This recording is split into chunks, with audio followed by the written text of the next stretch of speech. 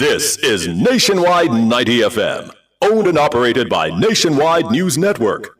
We broadcast from our studios at 6 Bradley Avenue, Kingston 10, Jamaica. Transmitting on the FM 90 band. 90.3 from Peters Rock in St. Andrew and Murphy Hill in St. Anne. Serving Kingston and St. Andrew, St. Catherine, St. Anne, parts of Clarendon, St. Mary, and St. Thomas. 90.5 from Huntley in Manchester. Transmitting to St. Elizabeth, Westmoreland, Manchester, Clarendon, rural St. Andrew, and parts of St. Thomas. And 90.7 from Coopers Hill in St. Andrew and Flower Hill in St. James. Serving Westmoreland, Hanover, St. James, sections of Trelawney, Kingston, St. Catherine, Clarendon, St. Mary, Portland, and St. Anne. Nationwide 90 FM also broadcasts on the World Wide Web on nationwideradiojm.com and on Flow on channel 916. Nationwide 90 FM, a revolution in media. Put your money in motion. Drive VMW, VM Wealth Management. Transform your everyday. The time by VM Wealth Management is 6 o'clock. From the studios of Nationwide Radio, morning radio the right way. It's Nationwide This Morning.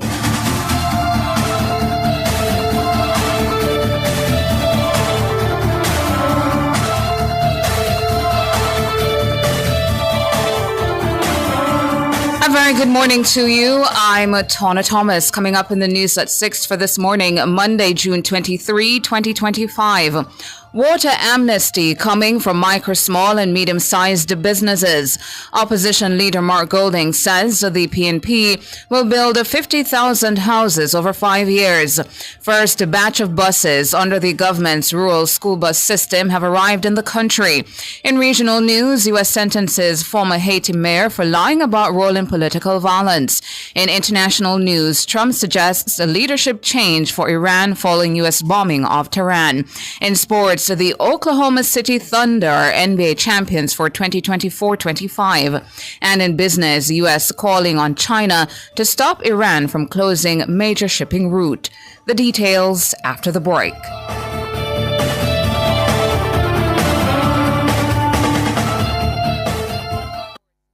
Be part of something meaningful.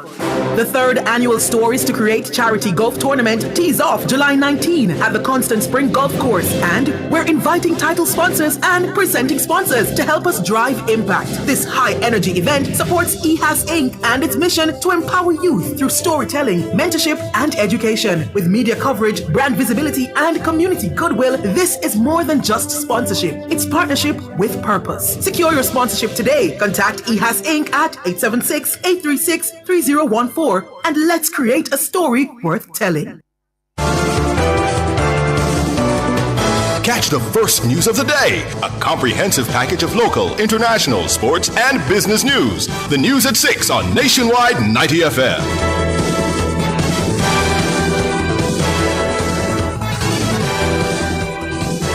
Now to the details. Jamaicans who operate micro, small, or medium-sized enterprises, MSMEs, could soon benefit from a water amnesty. That's the commitment made by Prime Minister Dr. Andrew Holness as he addressed a JLP constituency conference in Northwest St. Anne on Sunday. We know that it's not just cost of living is an issue. The cost of doing business is also an issue. And what we did, we gave a tax amnesty essentially to businesses, and many businesses benefited from it. And we are going to announce very shortly a water amnesty for micro, small, and medium-sized enterprises. So that those who are in business, but because they can't pay the water bill, their business, they have to close or they have to shut it down or it's having an impact on them. We are now going to announce that. So they too can benefit from a reduction in the cost of doing business. The Prime Minister says his administration has worked strategically to create a good economy. He explained how a good economy benefits enterprising business people.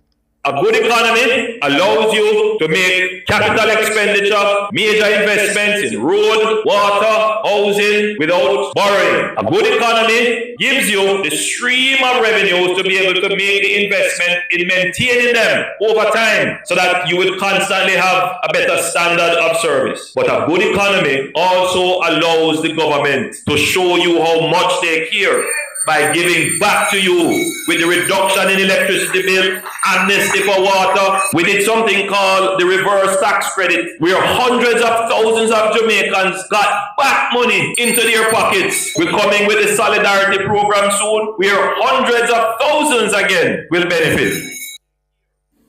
Prime Minister Dr. Andrew Holness speaking in Northwest St. Anne on Sunday. Opposition leader Mark Golding says that Jamaicans should trust the PNP administration to help them achieve their dream of owning their home. Speaking at a PNP constituency conference in Western Hanover on Sunday, Golding characterized the PNP as the party for home ownership, even as he criticized the Prime Minister's new social housing program, NSHP. And the same Andrew Holness, who promised social housing at 1,000 units a year and has failed to even deliver barely 300 units, and has been taking $11.4 billion every year out of the National Housing Trust, depleting it of resources so that it's not fulfilling its mandate of delivering affordable houses to the people of Jamaica. Him can't talk to you about housing. Him don't have no record in housing. The People's National Party is a party of land reform and housing in the country. The Prime Minister says to date 292 houses have been handed over to beneficiaries under the NSHP. Dr. Holness says the NSHP is the most successful social housing initiative in the country's history. But Mark Golding is not convinced. He told comrades that under his leadership, the next PNP administration will build 50,000 houses over 5 years, most of them for poor Jamaicans. We are going to build 50,000 housing units, affordable houses, in our first 5 years in office. And we're going to look, and we've identified public lands, not agricultural lands, because those must be remaining in farming, but other lands belonging to the government that will be made available for housing development. I want to keep the price of the house down, because when we sell the house to first-time buyers, we won't include the value of the land in the price. So you'll get immediately equity. You'll get immediate value of $2.5 to $3 million. So when them come with them little money for try buy your vote, tell them, say, no, man, you want your house with your $2.5 million to $3 million of value in the land price that you won't have to pay. Mark Golding, opposition leader. And Mr. Golding is appealing to PNP supporters to put all differences aside as the party gets ready for the next general election. Golding says it will take a united PNP to complete its mission to save Jamaica. And comrades, any little issues between us, time to part those issues. Unity time now. The PNP has been working hard to build one party, united and strong, under my leadership for the last 5 years. And we've reached so far because of what we've achieved in that regard. And we need to run through the tape, comrades. So any little issues, anybody that you might not have been talking to, whatever, if you know they're a comrade or a PNP voter, just bring them in, man. Bury those issues and reconcile and make everybody feel nice, because the mission is greater than those little petty things.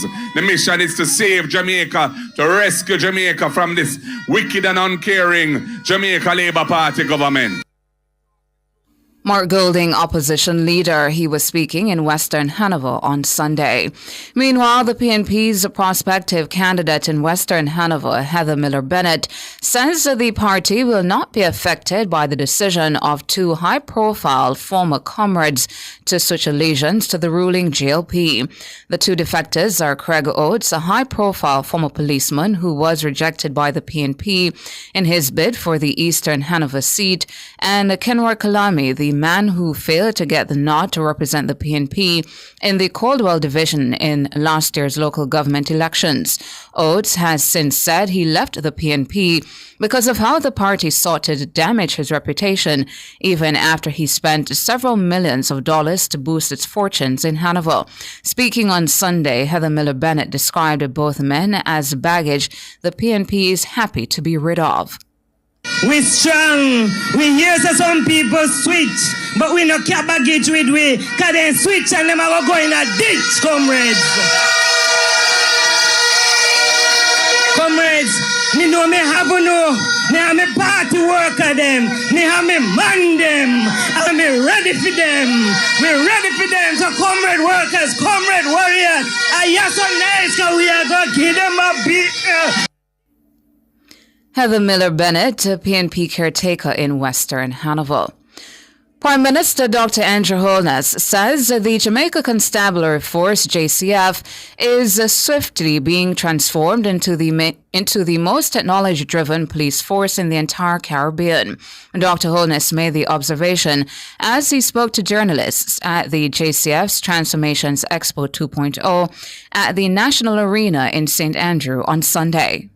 One thing is clear, that the JCF has now fully internalized and mainstream technology. There is a culture of embracing and utilizing technology. The next step for the JCF now is to create its own technology. So the JCF is developing the capability to assimilate and to use existing products. But the JCF is also building the capabilities to use those technologies and innovate and to make those technologies more native to the challenges that it faces. The JCF is being positioned to become the leading technology force in law enforcement in the region. So very soon, the JCF will be able to export some of its knowledge and capabilities to support other law enforcement entities in the region.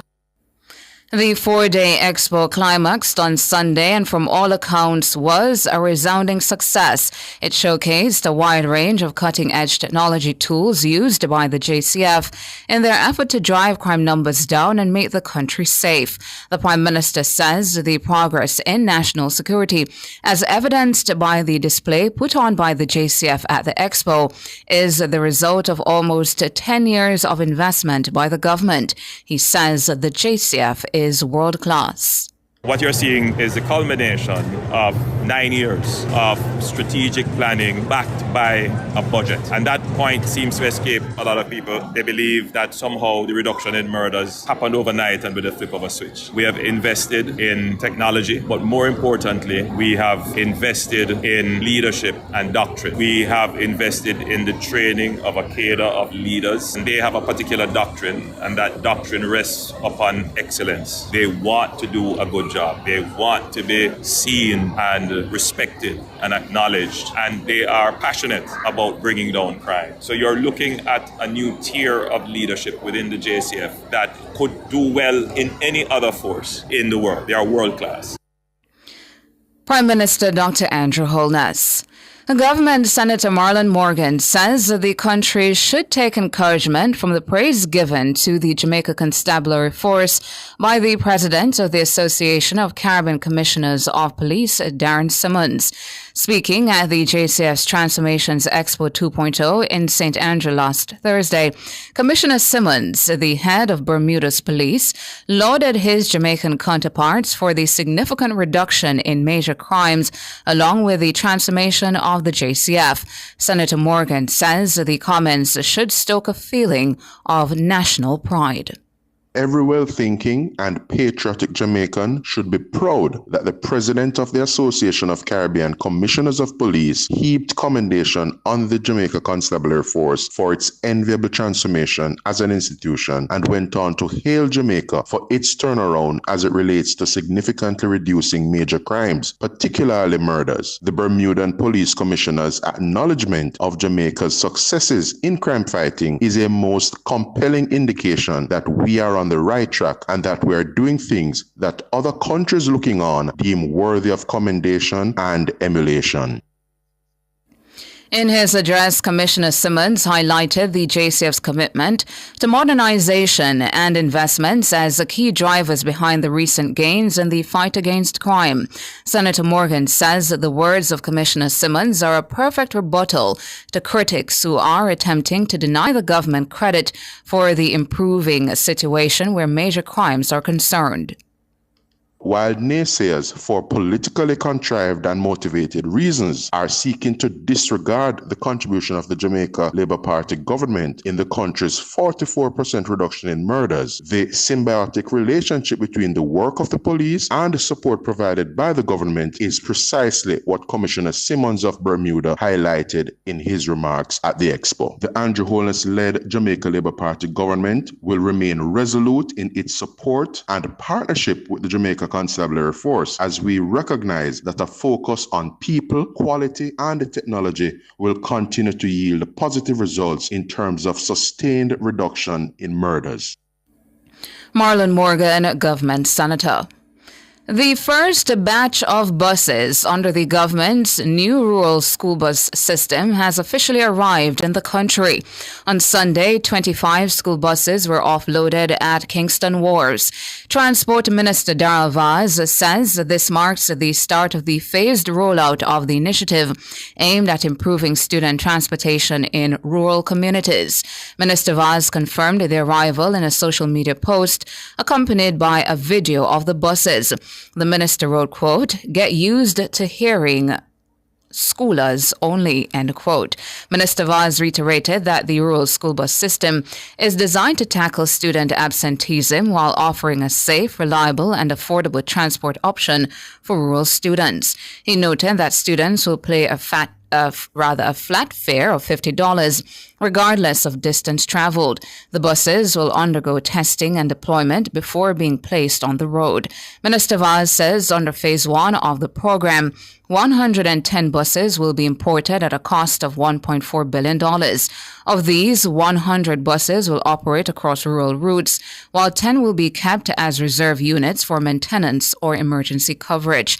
Minister Vaz says the government is committed to expanding the program even further, with plans to acquire an additional 200 to 300 buses over the next 2 years. The Trelawney police have charged a 14-year-old girl with housebreaking and larceny following an incident at a primary school in Wakefield in the parish on Saturday, June 21. Reports from the Falmouth police are that about 1:40 a.m., a police personnel on patrol saw strange activities on the school campus and went to investigate. During their observation, 2 minors were seen forcing open a classroom window and entering the building. They were observed leaving the classroom with items such as a standing fan, hardcover notebooks, 2 cases of pencils, and boxes of juice. They were accosted and then taken into custody. Their guardians were contacted and an investigation followed. Following the investigation, the 14-year-old girl was charged with 2 offenses. The police say the other suspect is a minor and will be placed before the court as a child in need of care and protection. And that's it for the local segment of the news. Up next, regional and international.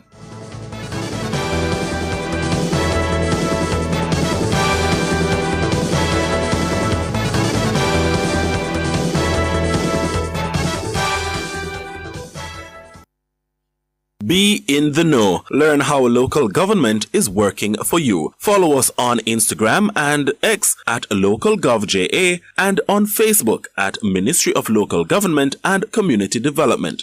The time by the Ministry of Local Government and Community Development is 6:17. Taxi drivers, ready to start earning more money? Join Amber on Time, Jamaica's taxi app built just for you. 0 commission in the first month, no catch. Plus get a free vehicle tracker to protect you and your ride. Stolen vehicle recovery and panic alarm response included. Download the Amber Captain app today and start driving. Or roll through to our office at 30 Westminster Road, Kingston and sign up on the spot. So whether you're the Kingston, Mobay, Ochi or anywhere else, work there. Come take advantage. You have to win? Then just bet. Bet on the game, no stress, no sweat. And win big in the Wanna Bet Just Bet promotion. Spend $1,500 or more on one Just Bet ticket and complete the entry form at promotions.supremegames.com for your chance to win. Third place gets Beats by Dre. Second place gets an iPhone 15 and AirPods Pro. And first place gets a 65-inch TV and a soundbar. Promotion runs May 16 to July 20, 2025. Grand draw July 25, 2025. Authorized under Section 58. Just of the Betting, Gaming and Lotteries Act.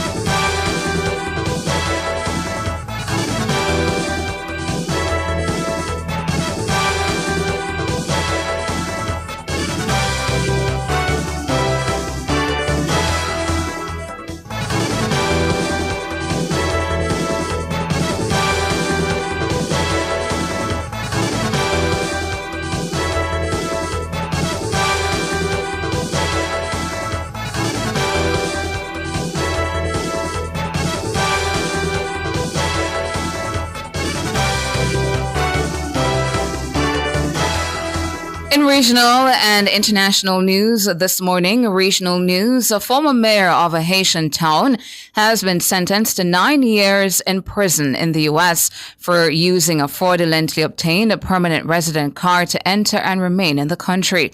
The term of imprisonment is to be followed by 3 years of supervised release. The sentencing was handed down on Friday. Jean Morose Villena was convicted in March 2025 on 3 counts of visa fraud.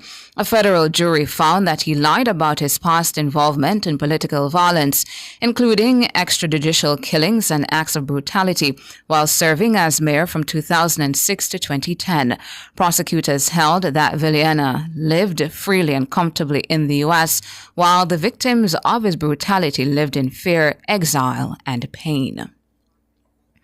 International, U.S. President Donald Trump has floated the possibility of regime change in Iran following U.S. military strikes against key Iran military sites over the weekend. Writing on his Truth Social platform on Sunday, Trump said, quote, "It's not politically correct to use the term regime change, but if the current Iranian regime is unable to make Iran great again, why wouldn't there be a regime change?" End quote. The Guardian in London is reporting that Trump's Vice President J.D. Vance insisted the U.S. was not at war with Iran, but rather was at war with Iran's nuclear program. U.S. Secretary of State Marco Rubio says the U.S. was not looking for a war in Iran. Meanwhile, the world is braced for Iran's response to the U.S. attacks, which saw it joining Israel in the biggest Western military action against the Islamic Republic since its 1979 revolution. Speaking in Istanbul, Iranian foreign minister said his country would consider all possible responses, noting there would be no return to diplomacy until it had retaliated. And that's it for regional and international. Up next, sports.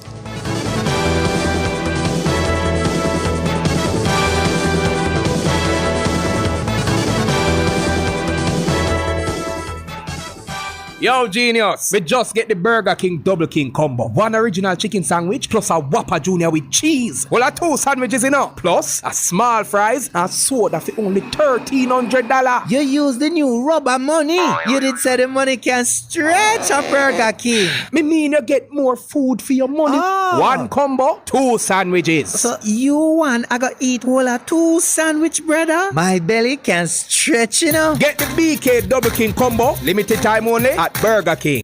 At Kia, driving your future means joining the movement that inspires. Whether it's the small but mighty Picanto hatchback or the top-of-the-line tech-rich Sorento SUV, there's a Kia that perfectly fits your lifestyle and your budget. ATL Automotive has gotten Jamaicans behind the wheels of thousands of Kias for the past 7 years. And we're ready to get you behind the wheel of a Kia too. Simply visit the nearest Kia showroom for a test drive now.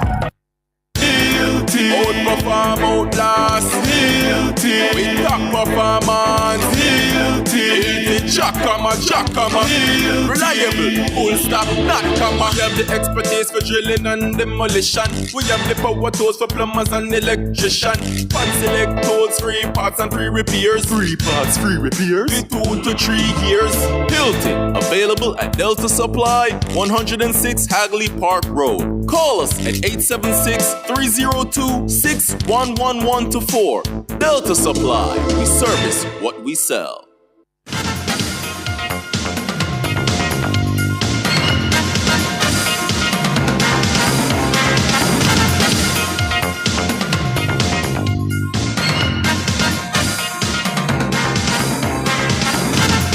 Time now for your morning sports. We begin with some basketball news. Oklahoma City Thunder are NBA champions. The Thunder, who won 68 games in the regular season, capped a historic campaign with a 103-91 victory over Indiana Pacers in Game 7 on Sunday night in Oklahoma.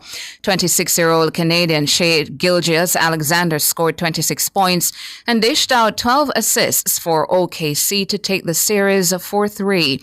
It was the first time since 2016 that the finals went to a deciding seventh game. Gilgeous-Alexander was named a finals MVP to add to his regular season MVP award and a scoring title. He's just the fourth player and first since Shaquille O'Neal to achieve the rare treble in one season. It is the Thunder's first title since they moved from Seattle to Oklahoma. Seattle's Supersonics won the NBA in 1979. Two-time NBA champion Kevin Durant will join Houston Rockets after being traded by Phoenix Suns. The 36-year-old forward will join the Rockets at the start of July in a deal involving 8 other players.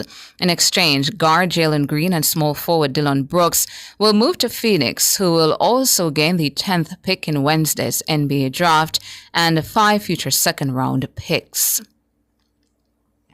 West Indies women and South Africa will have it all to play for when they meet in the third and final T20 International at the 3Ws Oval on Monday. The Caribbean women beat the tourists by 6 wickets in the second match to level the series 1-1 on Sunday. Captain Hayley Matthews hit an unbeaten 63 in the Windies chase of 114. The Windies reached the target with 4 balls to spare. Batting first, South Africa made 113 for 6 of their 20 overs. Nadine de Klerk made 20 and Anri Dirksen 21 not out. Afi Fletcher and Karishma Ramharak took 2 wickets each. Final scores, South Africa women won 13 for 6 and West Indies women won 16 for 4. Jamaica, Panama, and Guatemala are in contention to advance from Group C to the knockout round of the CONCACAF Gold Cup. The Reggae Boys sit second in the group on 3 points, same as Guatemala. However, the boys have scored more goals than the Central Americans. Panama tops the group with 6 points, while Guadeloupe are pointless. With only the 4 group winners and 4 runners-up advancing to the knockout stage, Jamaica needs to beat Panama to strengthen their chance of qualifying for the second round. Coach of the Reggae Boys, Steve McLaren, says organization will be key. Against Panama, we need to make sure our structure is right, our discipline is right, and also our courage and our ability to take the ball and create opportunities, chances, because you saw, especially in the first half and occasions on the second, we can open teams up and create chances. Steve McLaren wrapping up your morning sports.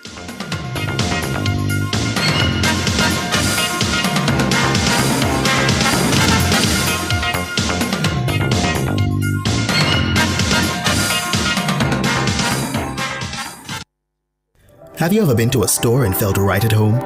The minute you entered, you knew that's where you were meant to be. Picture it.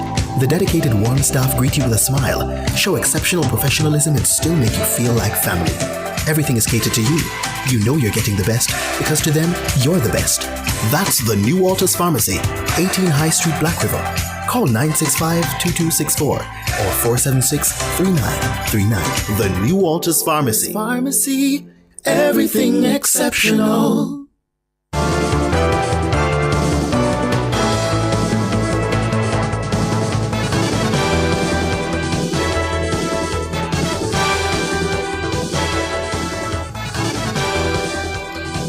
In business this morning, U.S. Secretary of State Marco Rubio has called on China to prevent Iran from closing the Strait of Hormuz, one of the world's most important shipping routes. His comments came after Iran's state-run Press TV reported that Parliament had approved a plan to close the strait, but added that the final decision lies with the Supreme National Security Council. Around 20% of the world's oil passes through the Strait of Hormuz, with major oil and gas producers in the Middle East using the waterway to transport energy from the region. China, in particular, is the world's largest buyer of Iranian oil and has a close relationship with Tehran.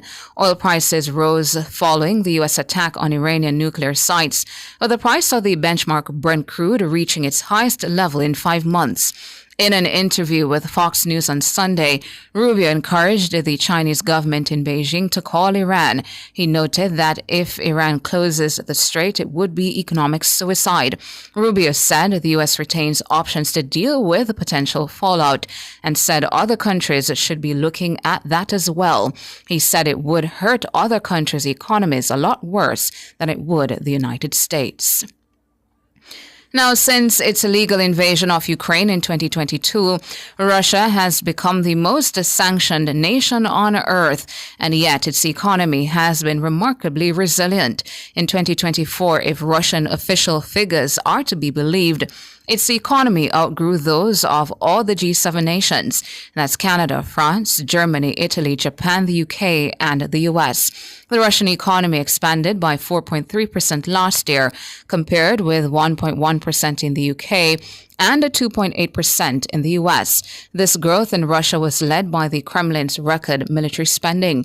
The country's oil exports by volume have also remained relatively stable, as supplies once destined for Europe have been diverted to China and India. And a shadow fleet of tankers whose ownership and movements could be obscured has helped Moscow circumvent sanctions elsewhere. Finally, in foreign exchange trading this morning, the Jamaican dollar will open trading today, selling for an average $160.93 against the benchmark US dollar. The Jamaican dollar will open trading, selling for an average $117.96 against the Canadian. And finally, the Jamaican will open trading this morning, selling for an average $216.32 against the British pound. That's it for business this morning.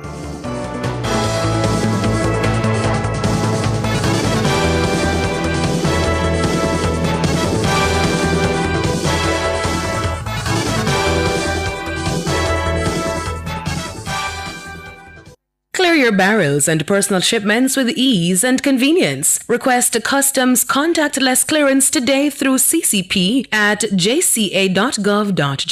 The time by the Jamaica Customs Agency is 6:31.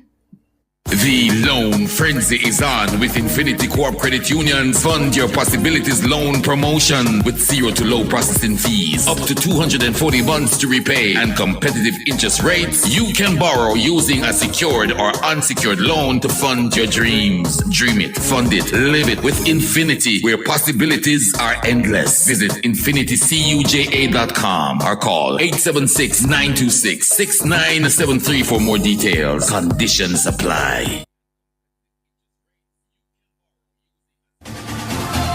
For all your electrical needs, visit ABC Electrical Sales. They stock a wide variety of electrical supplies, including plugs, switches, panel boards, and conduits, plus energy-saving fixtures. ABC Electrical Sales stocks brands like GE, Siemens, Philips, Cutler Hammer, and Allen Bradley. They also offer free island-wide delivery just to suit your needs. Visit them at Shop 8, Hagley Park Plaza, Kingston 10, or call 876-754-3714-5 or 876-754-3825-8. ABC Electrical Sales, for a better choice in the electrical business. Have you ever been to a store and felt right at home? The minute you entered, you knew that's where you were meant to be. Picture it. The dedicated One staff greet you with a smile, show exceptional professionalism, and still make you feel like family. Everything is catered to you. You know you're getting the best, because to them, you're the best. That's the New Walters Pharmacy, 18 High Street, Black River. Call 965-2264 or 476-3939. The New Walters Pharmacy. Pharmacy, everything exceptional. Delicious meals, poolside cocktails, right on the beach. Disconnect from your daily worries and reconnect with the one you love. There's no paradise like home. This summer, enjoy a romantic all-inclusive escape at Couples Tower Isle, Couples Sans Souci, Couples Negril, or Couples Swept Away from $295 USD per night. Take advantage of this offer today by visiting Couples Resorts at couples.com. Conditions apply.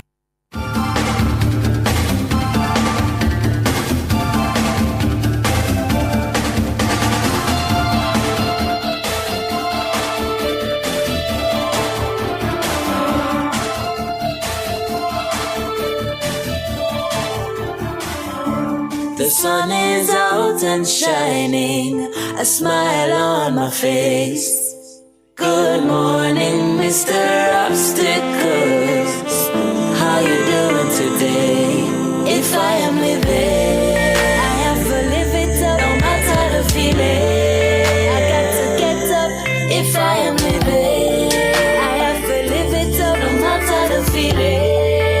I got to get up. And that's your spirit. Yeah. And you can do it. Oh, that's your spirit. And you can do it.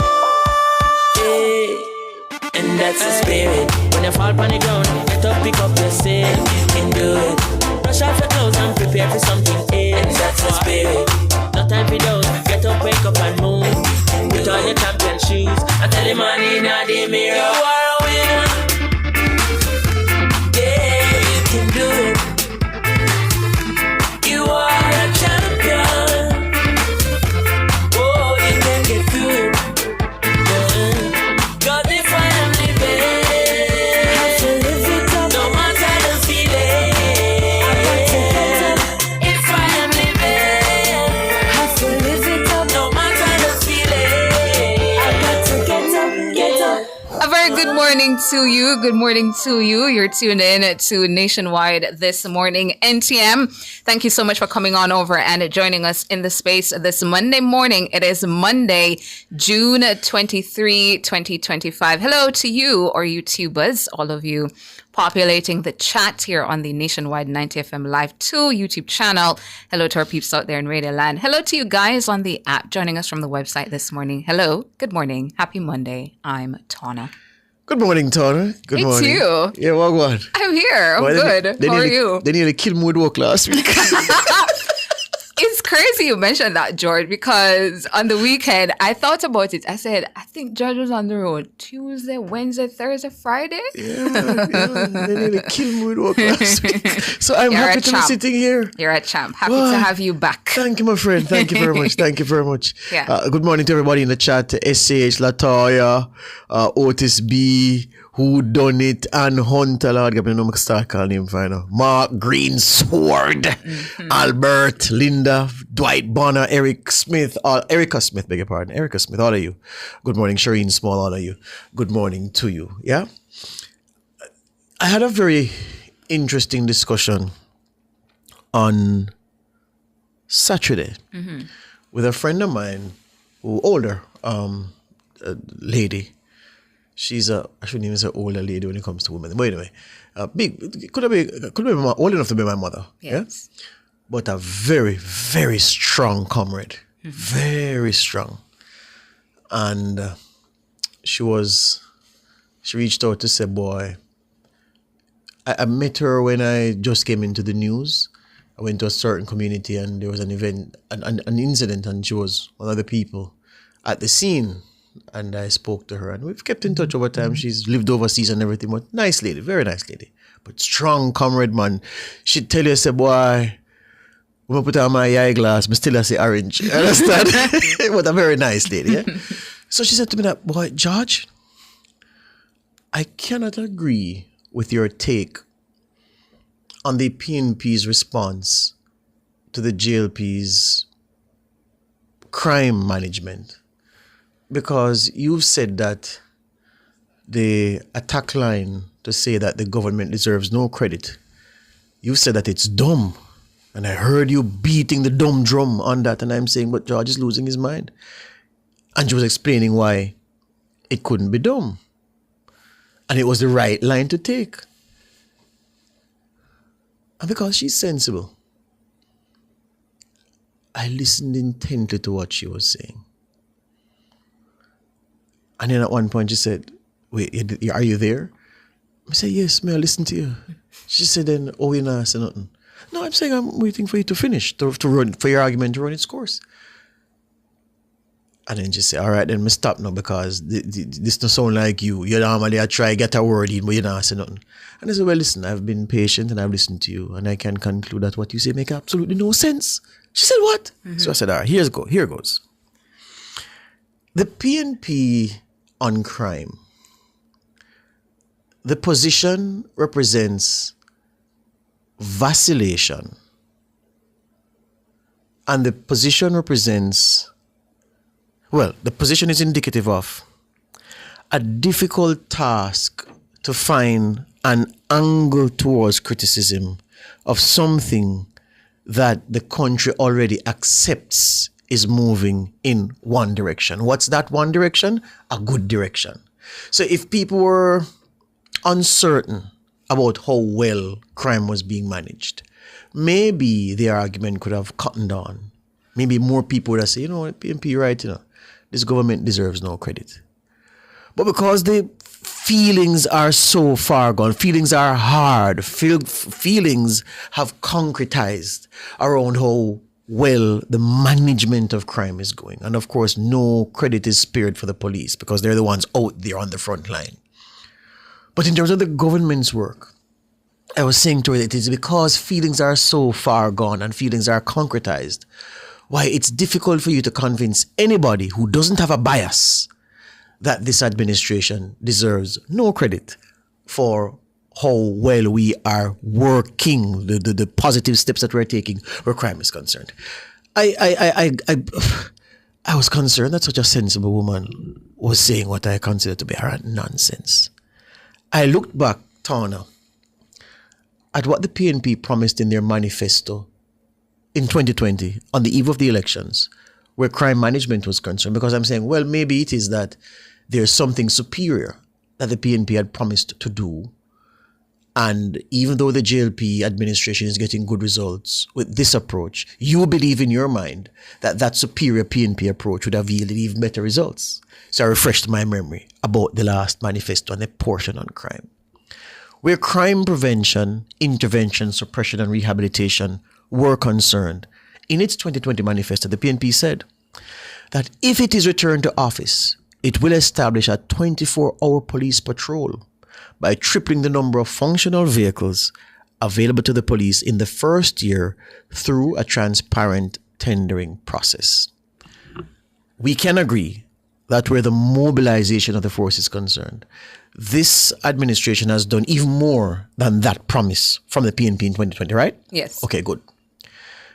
PNP Manifesto 2020 is promising to establish market and town patrol teams for high activity areas.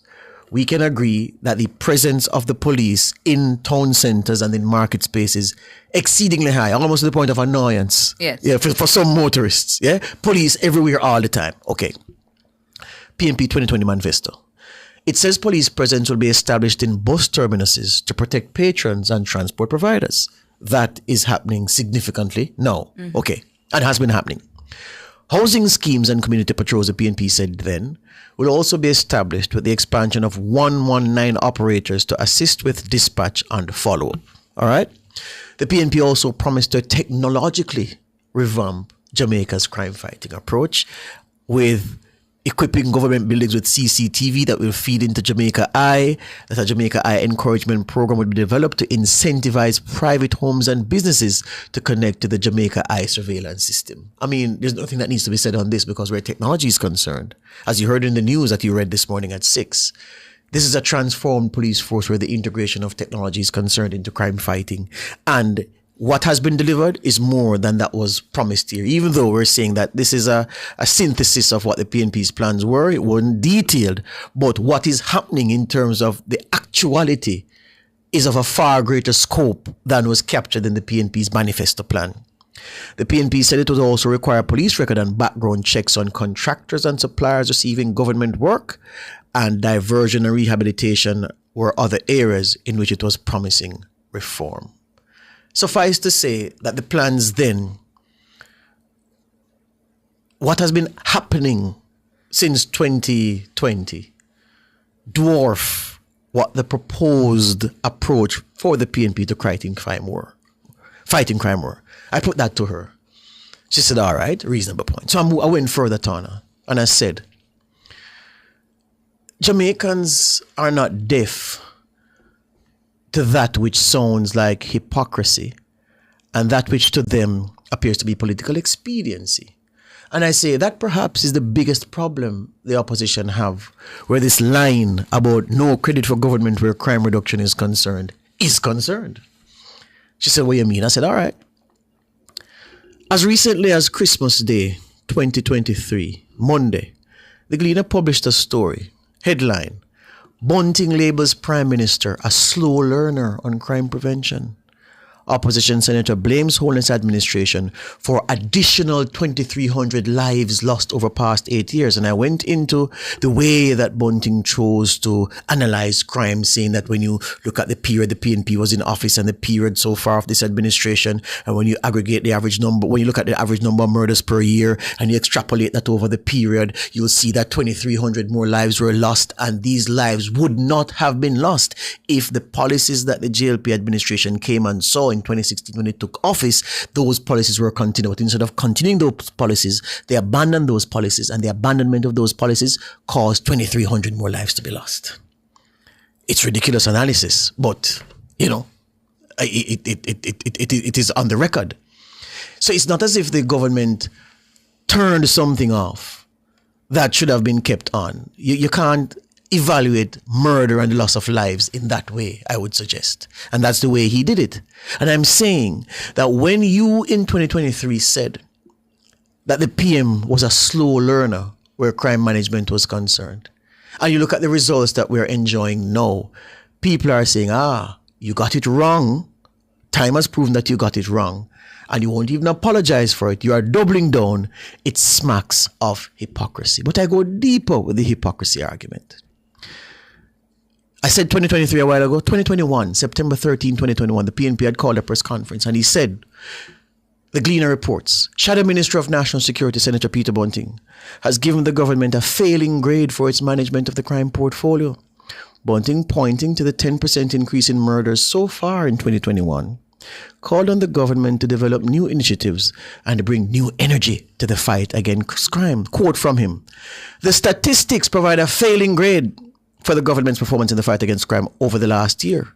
The data shows that greater resources need to be allocated to build the intelligence gathering and investigative capabilities of the police. So note what he said then.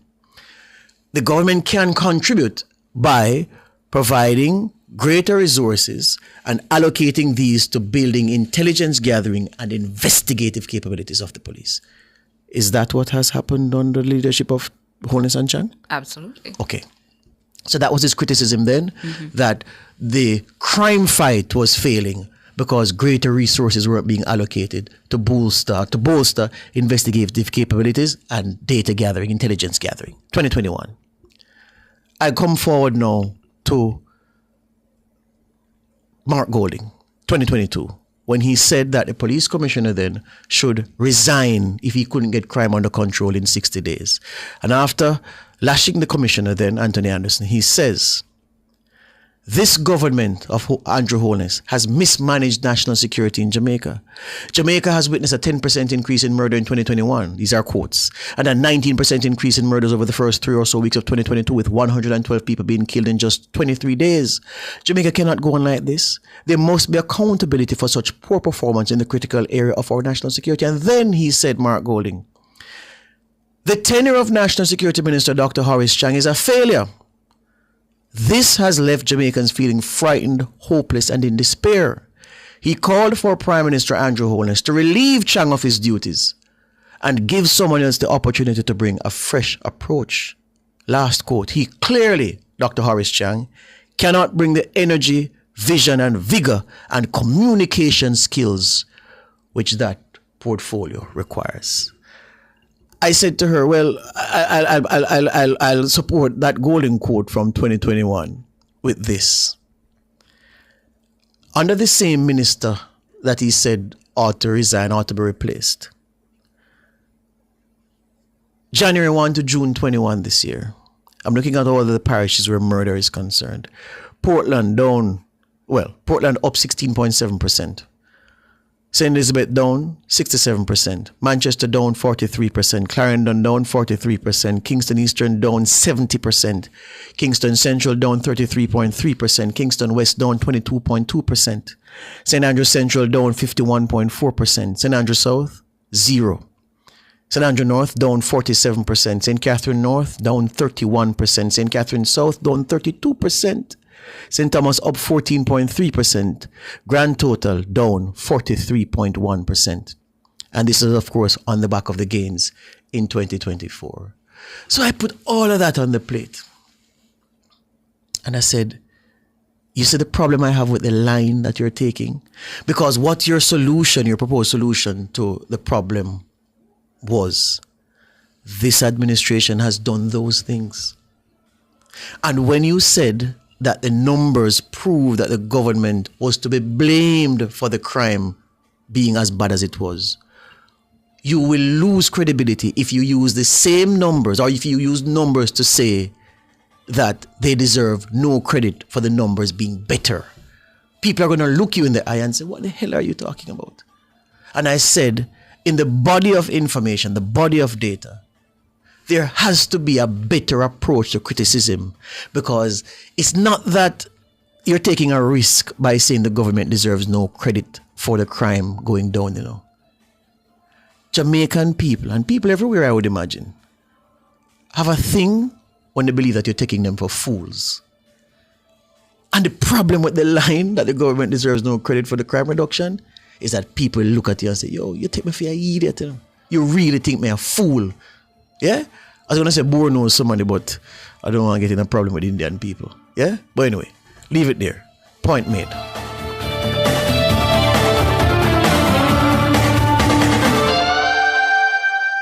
It's This Morning on Nationwide 90 FM. The time is 6:50. JPS and Partners Cooperative Credit Union offers financial solutions for every stage in your life: savings, auto loans, mortgages, and more. The Temperature by JPS and Partners Cooperative Credit Union, your financial partner for life, is 27 degrees Celsius in Kingston, 28 degrees Celsius in Montego Bay, 23 degrees Celsius in Mandeville. Looking for a partner on your financial journey? Look no further. JPS and Partners Cooperative Credit Union Limited offers attractive loan specials and easy savings plans. Plus, becoming a member is simple. If you're over the age of 16 and want to join a credit union that truly cares about your financial wellness, you may be eligible for membership. Conditions apply. Call or visit us at www.jpscu.com to find out more and start building your future today. JPS and Partners Cooperative Credit Union Limited, your financial partner for life. Charles O'Connor Consulting Network, COCN, is a financial reporting firm that delivers accounting and compliance services on time. Call us today at 876-908-0486-7. Email us at clientservices@cocnjamaica.com or visit our website at www.cocnjamaica.com. COCN, driven by international accounting standards, modern technology, and integrity.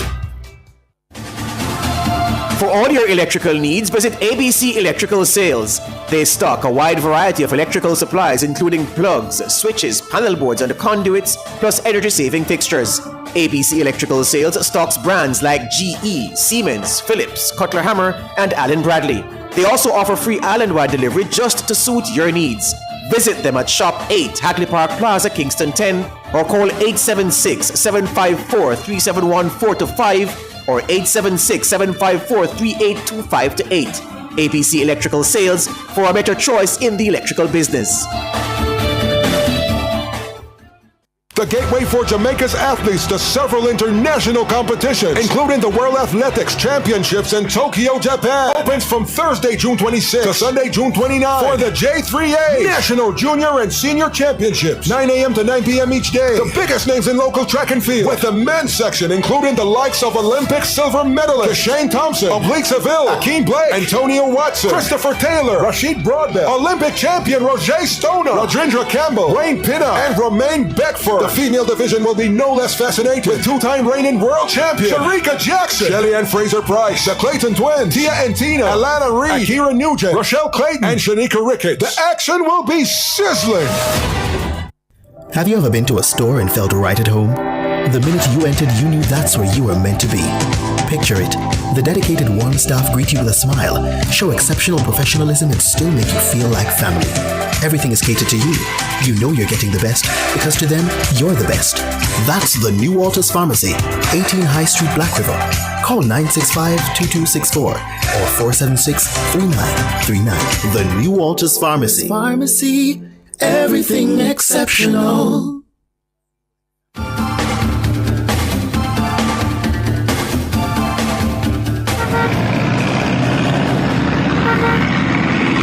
$6:53 on the clock. Time now to check in with Ludlow on the street for Street Smarts 1. Morning, sir. Yeah, morning, George. Just to tell our listeners and to our public, motoring public, it's a busy Monday morning. Just to tell you, first off, and Constance Spring Road quite busy, quite active as they try to make it into Arthur G. All lanes busy. Going on Peaceful Park Road, not a problem. Good vehicular movement, just going on Constance Spring and also onto Arthur G Road. It's our first report for the morning until 7:18. It's back to you, George. Thank you, Ludlow there with Street Smarts 1. Up next, the word of the day.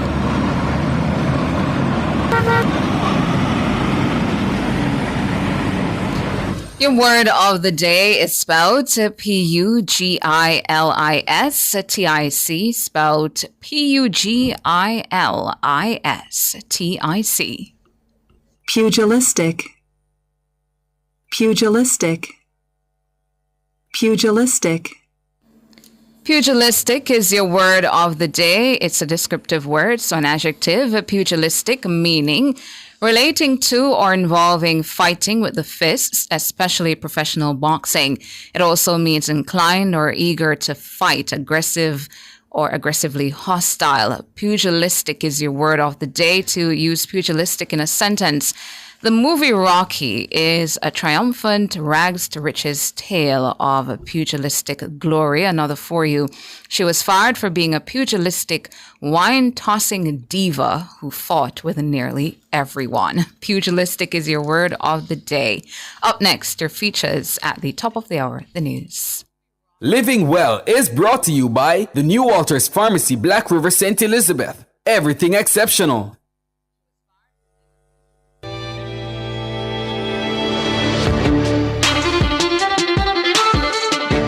Today on Living Well, the dangers of carbon monoxide. What is carbon monoxide? Carbon monoxide, CO, is a poisonous, colorless, odorless, and tasteless gas.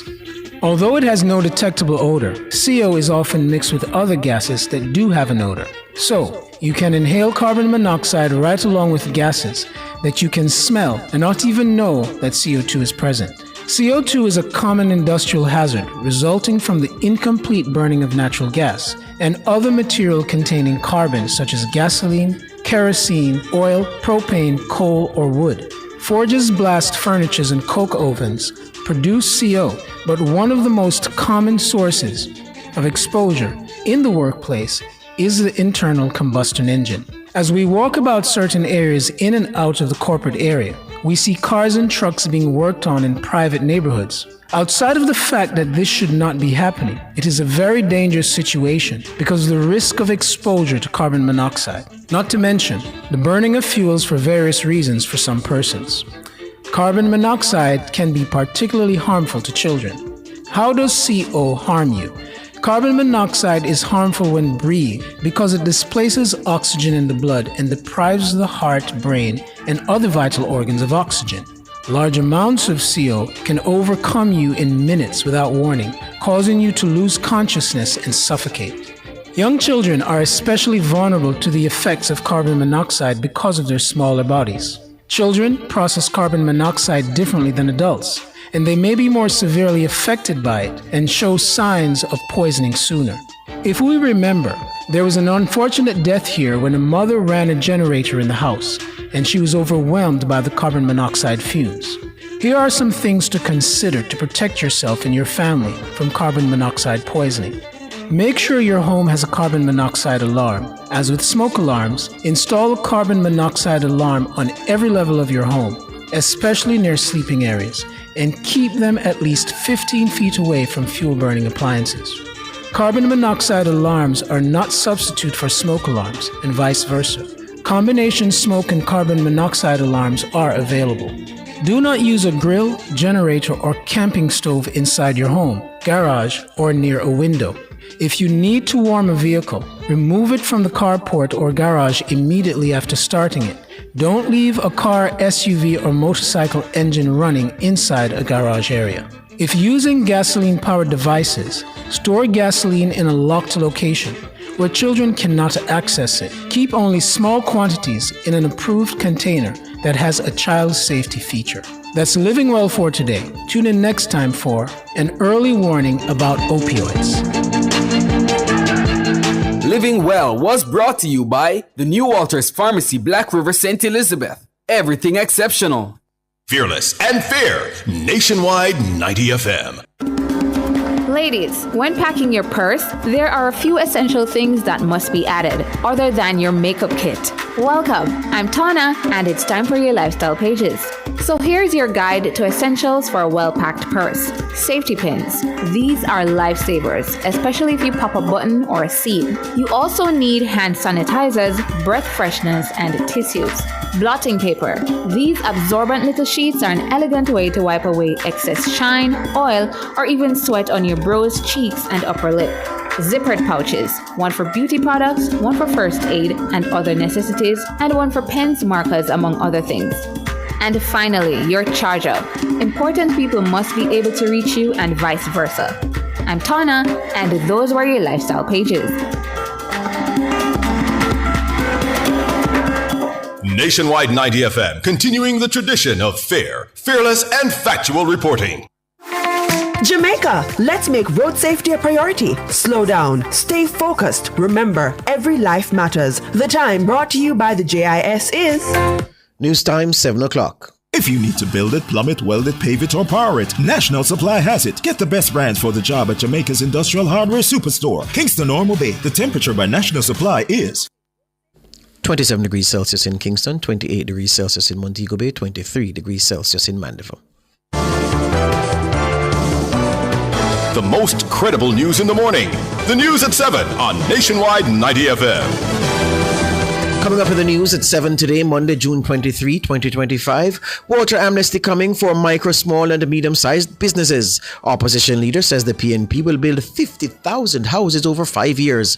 First batch of buses under the government's rural school bus system have arrived. And in international news, Trump suggests leadership change for Iran following the U.S. bombing of Tehran.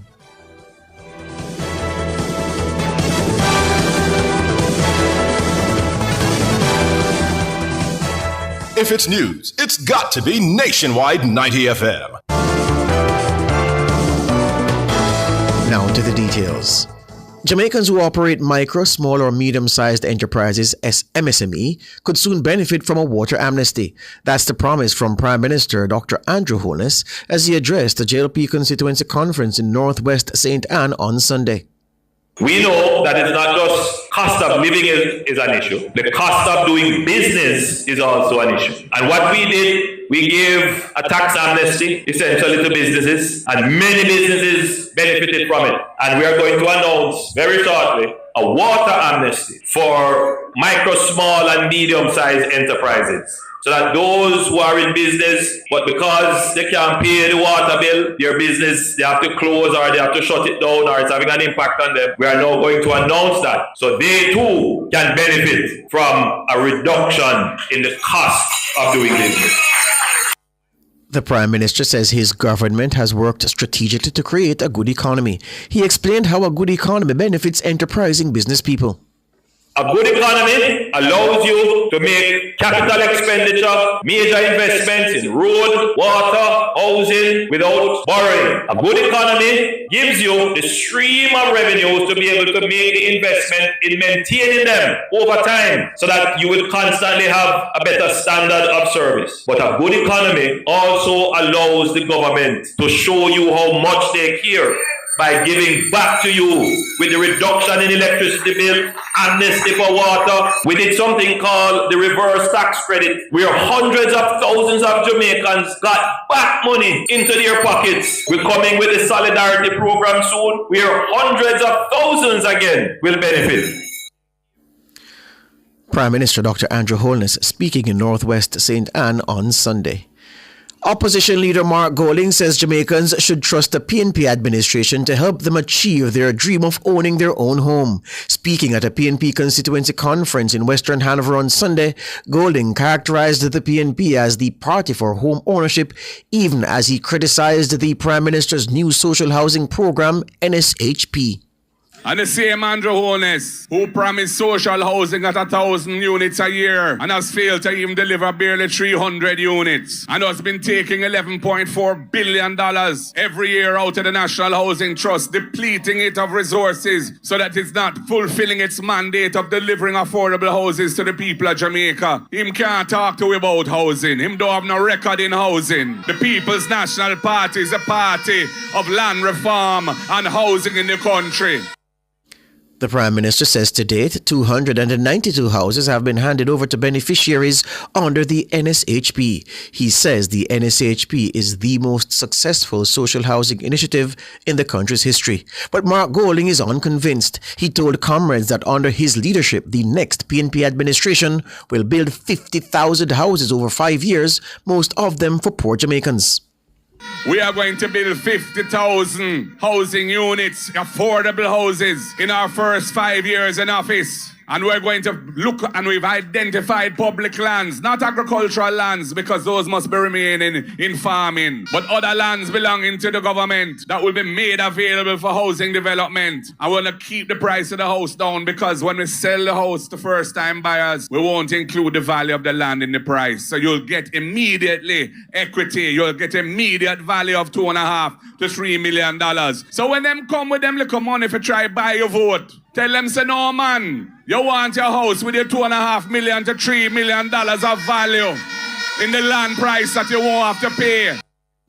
And Mark Golding is appealing to PNP supporters to put all differences aside as the party gets ready for the next general election. He says it will take a united PNP to complete its mission to save Jamaica. And comrades, any little issues between us, time to part those issues. Unity time now. The PNP has been working hard to build one party, united and strong, under my leadership for the last 5 years. And we've reached so far because of what we've achieved in that regard. And we need to run through the tape, comrades. So any little issues, anybody that you might not have been talking to, whatever, if you know they're a comrade or a PNP voter, just bring them in, man. Bury those issues and reconcile and make everybody feel nice, because the mission is greater than those little petty things. The mission is to save Jamaica, to rescue Jamaica from this wicked and uncaring Jamaica Labour Party government. Opposition leader Mark Golding, he was speaking in Western Hanover on Sunday. Meanwhile, the PNP's prospective candidate in Western Hanover, Heather Miller Bennett, says the party will not be affected by the decision of two high-profile former comrades to switch allegiance to the ruling JLP. The two defectors are Craig Oates, a former policeman who was rejected by the PNP in his bid for the Eastern Hanover seat, and Kenroy Kalami, a man who failed to get the nod to represent the PNP in the Caldwell division in last year's local government elections. Oates has since said he left the PNP because of how the party sought to damage his reputation even after he spent several $1 million to boost its fortunes in Hanover. Speaking on Sunday, Heather Miller Bennett described both men as baggage the PNP is happy to be rid of. We strong. We hear say some people switch, but we no care baggage with we, cause they switch and them are go in a ditch, comrades. Comrades, me know me have no.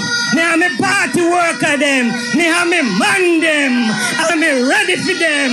We ready for them. So comrade workers, comrade warriors, I so nice cause we are going to give them a beat. Heather Miller Bennett, PNP caretaker in Western Hanover. Prime Minister Dr. Andrew Holness says the Jamaica Constabulary Force, JCF, is swiftly being transformed into the most technology-driven police force in the entire Caribbean. Dr. Holness made the observation as he spoke to journalists at the JCF Transformations Expo 2.0 at the National Arena in St. Andrew on Sunday. One thing is clear, that the JCF has now fully internalized and mainstream technology. There is a culture of embracing and utilizing technology. The next step for the JCF now is to create its own technology. So the JCF is developing the capability to assimilate and to use existing products. But the JCF is also building the capabilities to use those technologies and innovate and to make those technologies more native to the challenges that it faces. The JCF is being positioned to become the leading technology force in law enforcement in the region. So very soon, the JCF will be able to export some of its knowledge and capabilities to support other law enforcement entities in the region. The 4-day expo climaxed on Sunday and from all accounts was a resounding success. It showcased a wide range of cutting-edge technology tools used by the JCF in their effort to drive crime numbers down and make the country safe. The Prime Minister says the progress in national security, as evidenced by the display put on by the JCF at the expo, is the result of almost 10 years of investment by his administration. He says the JCF is world-class. What you're seeing is the culmination of 9 years of strategic planning backed by a budget. And that point seems to escape a lot of people. They believe that somehow the reduction in murders happened overnight and with a flip of a switch. We have invested in technology, but more importantly, we have invested in leadership and doctrine. We have invested in the training of a cadre of leaders. And they have a particular doctrine, and that doctrine rests upon excellence. They want to do a good job. They want to be seen and respected and acknowledged, and they are passionate about bringing down crime. So you're looking at a new tier of leadership within the JCF that could do well in any other force in the world. They are world class. Dr. Andrew Holness, Prime Minister. Government Senator Marlon Morgan says the country should take encouragement from the praise given to the Jamaica Constabulary Force by President of the Association of Caribbean Commissioners of Police, Darren Simmons. Speaking at the JCF's Transformations Expo 2.0 in St. Andrew last Thursday, Commissioner Simmons, the head of Bermuda's police, lauded his Jamaican counterparts for the significant reduction in major crime along with the transformation of the JCF. Senator Morgan says the comments should stoke a feeling of national pride. Every well-thinking and patriotic Jamaican should be proud that the President of the Association of Caribbean Commissioners of Police heaped commendation on the Jamaica Constabulary Force for its enviable transformation as an institution and went on to hail Jamaica for its turnaround as it relates to significantly reducing major crimes, particularly murders. The Bermudan Police Commissioner's acknowledgement of Jamaica's successes in crime fighting is a most compelling indication that we are on the right track and that we are doing things that other countries looking on deem worthy of commendation and emulation. In his address, Commissioner Simmons highlighted the JCF's commitment to modernization and investments as key drivers behind the recent gains in the fight against crime. Senator Morgan says the words of Commissioner Simmons are a perfect rebuttal to critics who are attempting to deny the government credit for the improving situation where major crimes are concerned. While naysayers, for politically contrived and motivated reasons, are seeking to disregard the contribution of the Jamaica Labour Party government in the country's 44% reduction in murders, the symbiotic relationship between the work of the police and the support provided by the government is precisely what Commissioner Simmons of Bermuda highlighted in his remarks at the expo. The Andrew Holness-led Jamaica Labour Party government will remain resolute in its support and partnership with the Jamaica Constabulary Force as we recognize that a focus on people, quality, and technology will continue to yield positive results in terms of sustained reduction in murders. Marlon Morgan, Government Senator. The first batch of buses under the government's new rural school bus program has officially arrived in the country. On Sunday, 25 school buses were offloaded at Kingston Wharves. Transport Minister Daryl Vaz says this marks the start of the phased rollout of the initiative aimed at improving student transportation in rural communities. Minister Vaz confirmed the arrival in a social media post accompanied by a video of the buses. The minister wrote, "Get used to hearing schoolers only." Minister Vaz reiterated that the rural school bus system is is designed to tackle student absenteeism while offering a safe, reliable and affordable transport option for rural students. He noted that students will pay a flat fare of $50 regardless of distance traveled. The buses will undergo testing and deployment before being placed on the road. Minister Vaz says under Phase 1, 110 buses will be imported at a cost of $1.4 billion. Of these, 100 buses will operate across rural routes, while 10 will be kept as reserve units for maintenance or emergency coverage. Minister Vaz says the government is committed to expanding the program even further, with plans to acquire an additional 200 to 300 buses over the next 2 years. The Trelawney police have charged a 14-year-old girl with housebreaking and larceny following an incident at a primary school in Wakefield in the parish on Saturday, June 21. Reports from the Falmouth police are that about 1:40 a.m., police personnel on patrol saw strange activities on the school compound and went to investigate. During their observation, 2 minors were seen forcing open a classroom window and entering the building. They were observed leaving the classroom with items such as a standing fan, hardcover notebooks, 2 cases of pencils, and boxes of juice. They were accosted and then taken into custody. Their guardians were contacted and an investigation followed. Following the probe, the 14-year-old girl was charged with 2 offenses. The police say the other suspect is a minor and will be placed before the court as a child in need of care and protection. President-elect of the Jamaica Teachers Association, Mark Malav, says he has concerns about the results of this year's Primary Exit Profile or PEP exams. The results were published last Friday, June 20. Almost 90% of the students were placed in the school of their choice. The Ministry of Education had reported that 89.5% of the 33,462 students registered across 964 institutions were placed in one of their 7 school choices. However, Malav is taking issue with this line of communication from the ministry.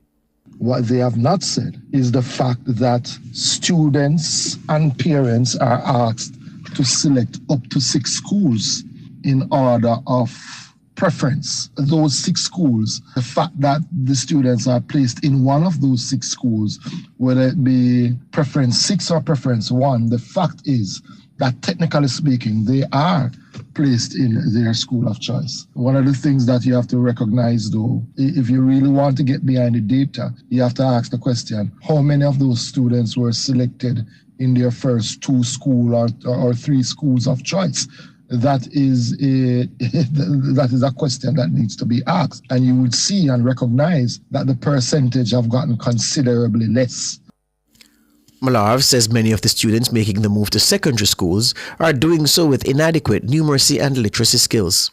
The truth is that a huge percentage of our students are not reading at the level that they ought to. A huge percentage of our students going over into high school are not numerate at the level that they ought to be. We need to be having a serious discussion, a serious discourse about the apartheid education system that we have and the fact that a huge percentage of the students are going into high school at grade 7 and not reading at the level that they ought to be, neither are they numerate at the level that they ought to be. Mark Malav, President-elect of the JTA, he's set to take over the leadership of the JTA in August of this year when Dr. Mark Smith demits office. International news, U.S. President Donald Trump has floated the possibility of regime change in Iran following U.S. military strikes against key Iranian military sites over the weekend. Writing on his Truth Social platform on Sunday, Trump said, quote, "It's not politically correct to use the term regime change, but if the current Iranian regime is unable to make Iran great again, why wouldn't there be a regime change?" End quote. The Guardian in London is reporting that Trump's Vice President J.D. Vance insisted the U.S. was not at war with Iran, but rather was at war with Iran's nuclear program. U.S. Secretary of State Marco Rubio says the U.S. was not looking for war in Iran. Meanwhile, the world is braced for Iran's response to the U.S. attacks, which saw it joining Israel in the biggest Western military action against the Islamic Republic since its 1979 revolution. Speaking in Istanbul, Iranian Foreign Minister Abbas Araghchi said his country would consider all possible responses, noting there would be no return to diplomacy until it had retaliated. That's the news.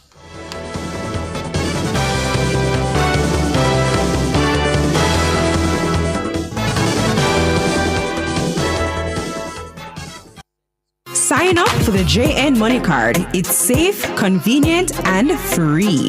The time by JN Money is 7:18.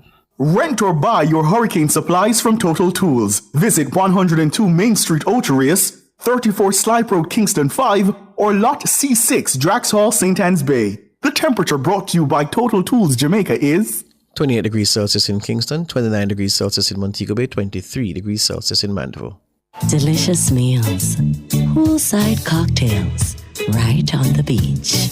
Disconnect from your daily worries and reconnect with the one you love. There's no paradise like home.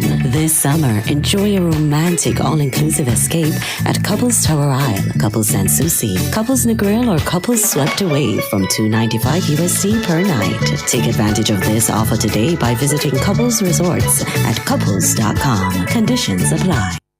From visas to green cards, the Consular Queen at Barrett Immigration is your trusted guide for all things U.S. immigration. As a premier immigration consulting firm, we help reunite families and resolve your toughest immigration issues with care, speed, and affordability. Call now at 470-593-8448. That's 470-593-8448. Barrett Immigration, where the Consular Queen helps you unite families and change lives.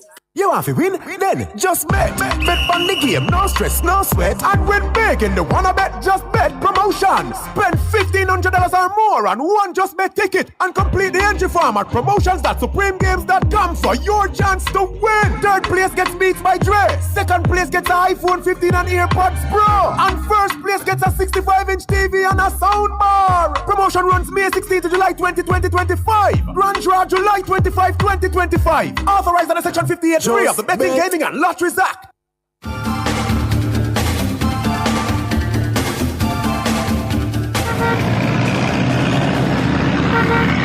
Time now for Street Smarts 2 with Ludlow. Good morning again, Ludlow. Morning, George. Morning to our listeners, motoring public, all our visitors. Remember, we welcome them. Whilst Aperture was quite busy, it still remains busy, but there are areas that if you can avoid Aperture, it will be good because it's really bumper to bumper in that space there. But going through other areas, Cassia Park Road, Cassia Park Avenue, not a problem. Going on Longmore Road, it's not a problem until you get up to Aperture. But going on to Woodglen, it's not bad. Woodglen, Tarrant Drive, Woodglen, then going on Hagley Park Road. But if you make that left turn, you're going to have traffic going up Hagley Park Road. Going to Richmond Park via Montgomery Avenue, and Richmond Park Avenue, Queens Avenue, it's pretty good going. And if you're exiting out onto Maxfield Avenue, it's also pretty good going. The movement along Russell Road is also good, and also Linders Road, respectively. So you won't have a problem there. The problem is making it from Retirement Road into Crossroads, and that's where it is quite busy. Crossroads, Aperture Road, in that intersection. Also, if you're coming up Slipe Road to get into Crossroads, that's where it's busy at this time. So lots of traffic, and remember, motorists, if you're in the roundabout, try to keep it clear. There are some lines there at various intersections, mainly in these major ones, Harper Tree, New Kingston, and try not to block it, try not to block the intersections, all right? So have a safe week, and, it's the beginning of the week, so have a safe day, and as usual, at Street Smart, your safety is our concern. George, it's over to you. Thank you, Ludlow there with Street Smarts 2. Up next, front page.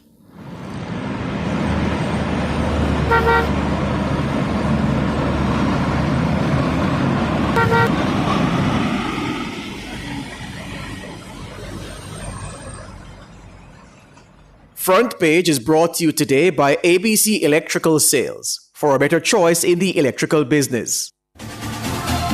For all your electrical needs, visit ABC Electrical Sales. They stock a wide variety of electrical supplies, including plugs, switches, panel boards, and conduits, plus energy-saving fixtures. ABC Electrical Sales stocks brands like GE, Siemens, Philips, Cutler Hammer, and Allen Bradley. They also offer free island-wide delivery just to suit your needs. Visit them at Shop 8, Hagley Park Plaza, Kingston 10, or call 876-754-3714-5 or 876-754-3825-8. ABC Electrical Sales, for a better choice in the electrical business.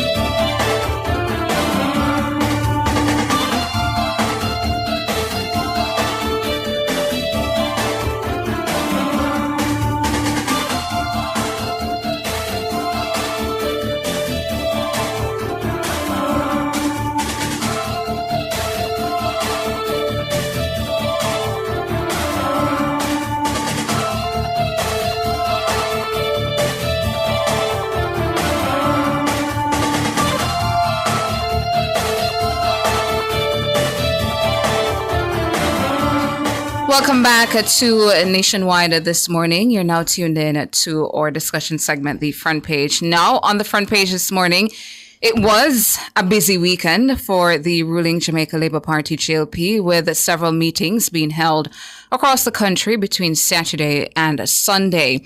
On Saturday, JLP leader Dr. Andrew Holness visited Northwest Clarendon, where former Senator Warren Newby is seeking to retain the seat for the party. Dr. Holness stated at that meeting that the JLP has transformed employment opportunities for young Jamaicans. This morning, we give you excerpts from the political hustings. Under this administration, why roads have become such a major issue? Do you know that the number of vehicles in Jamaica since 2016 have increased by more than about 170,000 vehicles? We have almost doubled the number of vehicles in Jamaica. So when you hear people quarreling about their roads, it is really now that the prosperity has given them vehicles.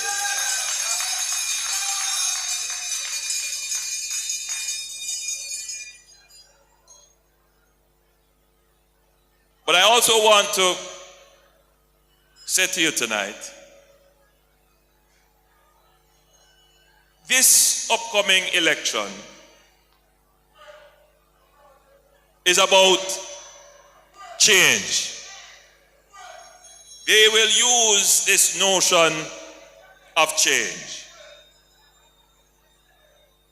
Now, I want you to consider carefully. Of the two political parties, which one has been changing Jamaica for the better?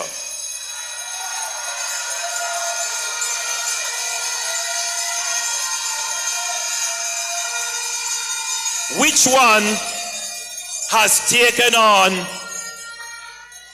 the difficult, intractable things and have made real progress in them?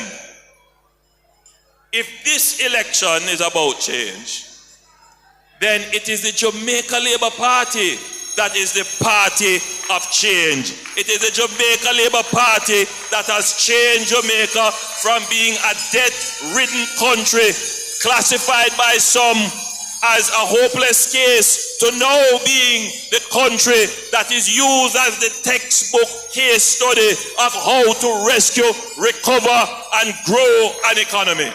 We have changed Jamaica's economy.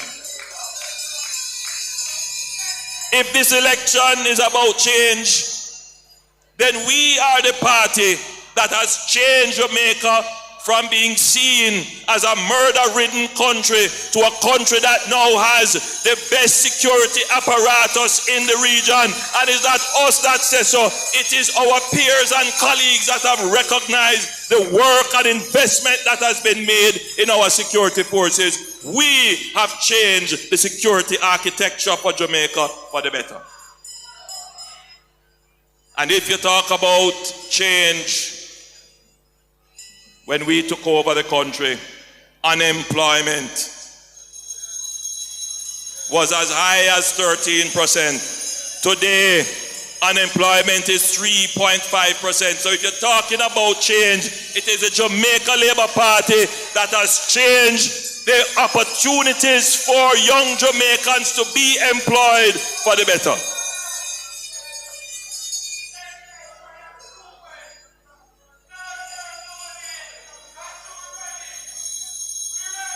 Between 2012 and 2015, the previous government collected $34 billion in taxes to fund budget. Additional 34.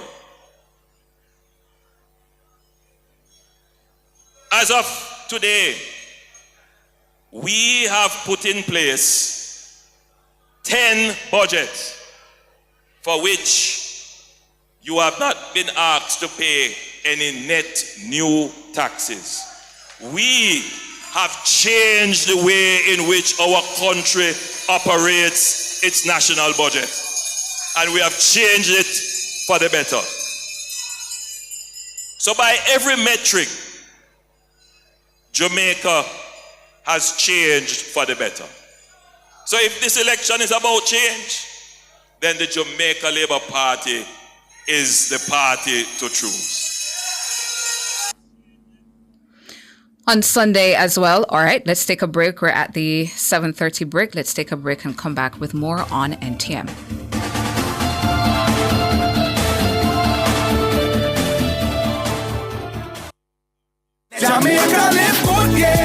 Give up every illegal gun. Call the police at 119 or Crime Stop at 311. The time by the Ministry of National Security is 7:30.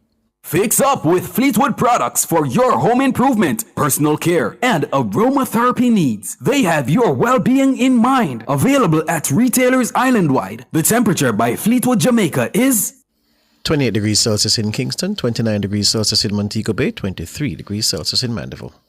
As we enter the peak of hurricane season, don't let downtime disrupt your business. Digicel Business offers secure cloud storage and Jamaica's only Tier 3 certified data center, built to withstand storms and safeguard your data. With 24/7 monitoring, local hosting, and 100% uptime, your operations stay protected no matter the weather. Prepare now, protect what matters. Call Digicel Business Solutions at 876-469-2677 or visit digicelbusiness.com. Digicel Business Solutions. Stay online, stay protected. Charles O'Connor Consulting Network, COCN, is a financial reporting firm that delivers accounting and compliance services on time. Call us today at 876-908-0486-7. Email us at clientservices@cocnjamaica.com or visit our website at www.cocnjamaica.com. COCN, driven by international accounting standards, modern technology, and integrity. Yes, me get the last cheese. Taste the beat. Brothers and sisters, at the end of Easter service, we have cheese. Taste the beat. But one day we get no bun and cheese. Taste the beat. Serve, sell me some bun and cheese. Taste the beat. Why, this look nice with some tasty cheese. Taste the beat. Could I have some cheese, please? Taste the beat. Make we get on real bad with the tasty cheese, boy. Tasty beats with tasty cheese. More savings, more choices. Get active with Active Home Center. The one-stop shop for everything for your home. We have more savings, more choices, unbelievable prices. Wide selection with the latest style. The kitchen, bathroom, right down to the tile. Buy the hottest items on spot, don't miss out. Best options under one roof, no doubt. More savings, more choices. Visit us in store or online at www.activehomecenter.com. We have more savings, more choices.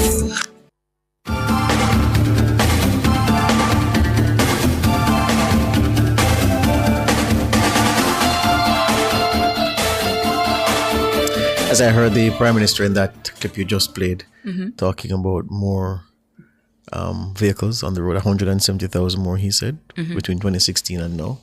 I remember at the 2003 PNP annual conference in September of that year, the former Prime Minister PJ Patterson saying that under his leadership, more man have car, more man have girl. I remember that. I didn't get a girl count from the Prime Minister. Anyway. So that was the Prime Minister speaking in Northwest Clarendon. He also made a stop on Sunday at the Jamaica Constabulary Forces Transformation Expo 2.0. At that event, Dr. Holness said the Jamaica Constabulary Force, JCF, is swiftly being transformed into the most technology-driven police force in the entire Caribbean. This came after decades of false starts and frustration about the transformation of the JCF. What you're seeing today is the culmination of 9 years of strategic planning backed by a budget. And that point seems to escape a lot of people. They believe that somehow the reduction in murders happened overnight and with a flip of a switch. And that is absolutely not the case. We have invested in technology, which is a display here. But more importantly, we have invested in leadership and doctrine. So we have invested in the training of a cadre of leaders of not just the JCF, but in the military and in customs and in MOCA. And they have a particular doctrine, and that doctrine rests upon excellence. They want to do a good job. They want to be seen and respected and acknowledged. And they are passionate about bringing down crime. So you're looking at a new tier of leadership within the JCF that could do well in any other force in the world. They are world class. And the doctrine of excellence, of being passionate about reducing crime. And another important doctrine, which is to serve and protect, to the respect for human life, the respect for people's rights. That is being mainstreamed as well. The other big investment was the expansion of the size. You know, when we took over this administration, this government, the JDF was somewhere in the region of about 4,000. Now the JDF is close to 8,000. The JCF was in the region of about 9,000. Now the JCF is at its establishment of 14,000. More than that, the attrition rate in the JCF was very high. Now the attrition rate is very low. That didn't happen overnight. And then we invested in other capabilities. We invested in investigative capabilities. We invested in forensic capabilities. We invested in special operations and tactical capabilities. And then we created new formations. FNID, for example, is one. And then we turned the organization to focus on strategic threats. And the biggest strategic threat for Jamaica's security are gangs. There was a time when we had over 600 gangs identified, first generation and second generation gangs. There was a time when, after the West Kingston incursion, the gangs collapsed, but then they spread out across the island, reformed, and came back even stronger. And so we had to treat with gangs. These, the notion that the public has about gangs is that they are somehow a grouping of marginalized young persons who are, socially alienated and trying to survive. That's not the case. The gangs that we are talking about are formations of persons with resources, intelligence, and connection that organize themselves to make profit by utilizing violence and the pursuit of criminal activity. And they hide behind this notion that they are socially marginalized and that they are protecting the youths and they are providers for the community and that they are Robin Hood. But if you scratch the surface of that, to buy an M16 rifle and to import it from the United States, that's not a poor man's endeavor. That's to go and pay off, somebody who is in a position of authority to allow contraband and other things to come in. That's not a poor man's endeavor. And to attract young people to do your deeds, and you give them the latest shoes and the latest clothes, and you take them out to floss, and that's not a poor man's endeavor. These are people who are strategically studying to control areas to create zones in which they can conduct their criminal activity. So we have restructured the JCF to be able to deal with these criminal threats. You only need to look at the extreme case of Haiti to see what gangs can do to your country if you leave them unchecked. And gangs are responsible for more than 80% of murders. So 70% directly, but if you take in the indirect impact, it's more than 80%. So if you really want to have an impact on murders, you need to get rid of the gangs.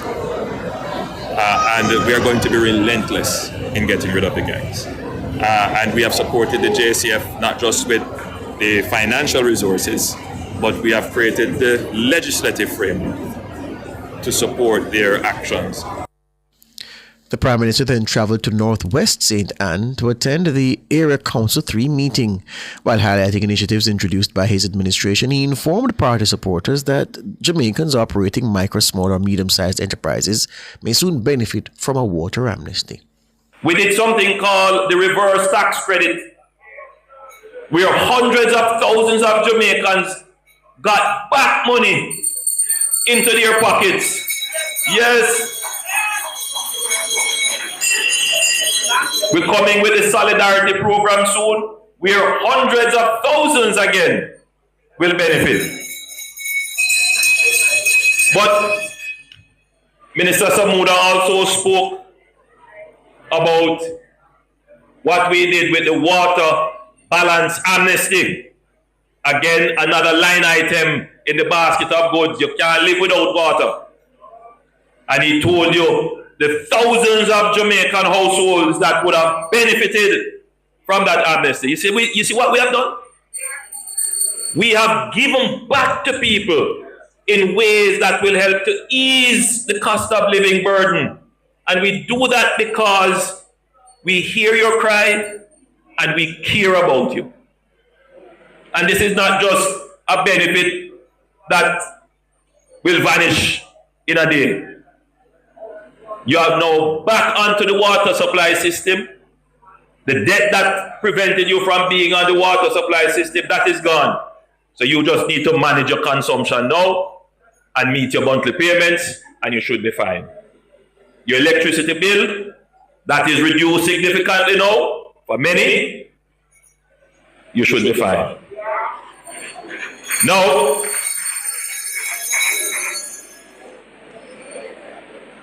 we know that it's not just cost of living is an issue. The cost of doing business is also an issue. And what we did, we gave a tax amnesty essentially to businesses, and many businesses benefited from it. And we are going to announce very shortly a water amnesty for small and micro, small and medium-sized enterprises, so that those who are in business, but because they can't pay the water bill, their business, they have to close or they have to shut it down or it's having an impact on them. We are now going to announce that, so they too can benefit from a reduction in the cost of doing business.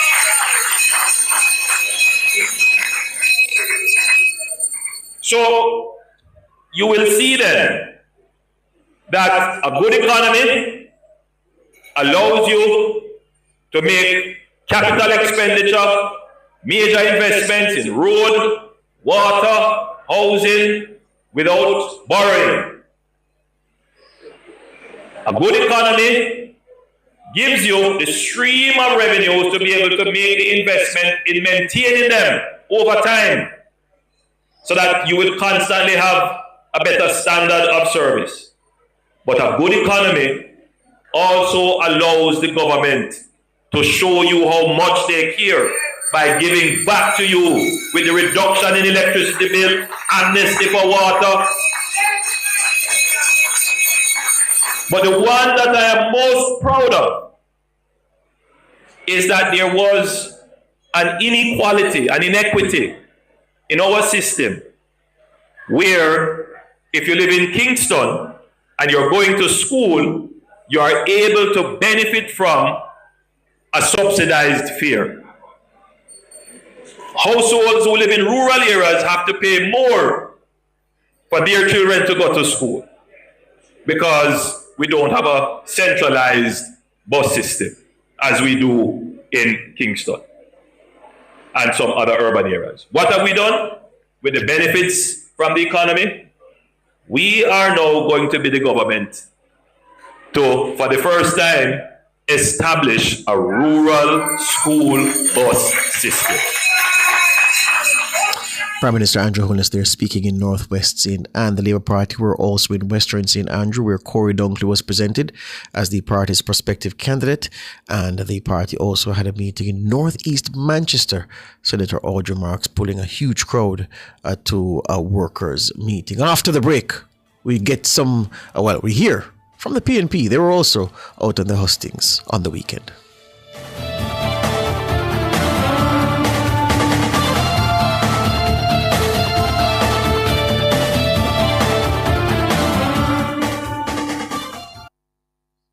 Chuck fried chicken always ready.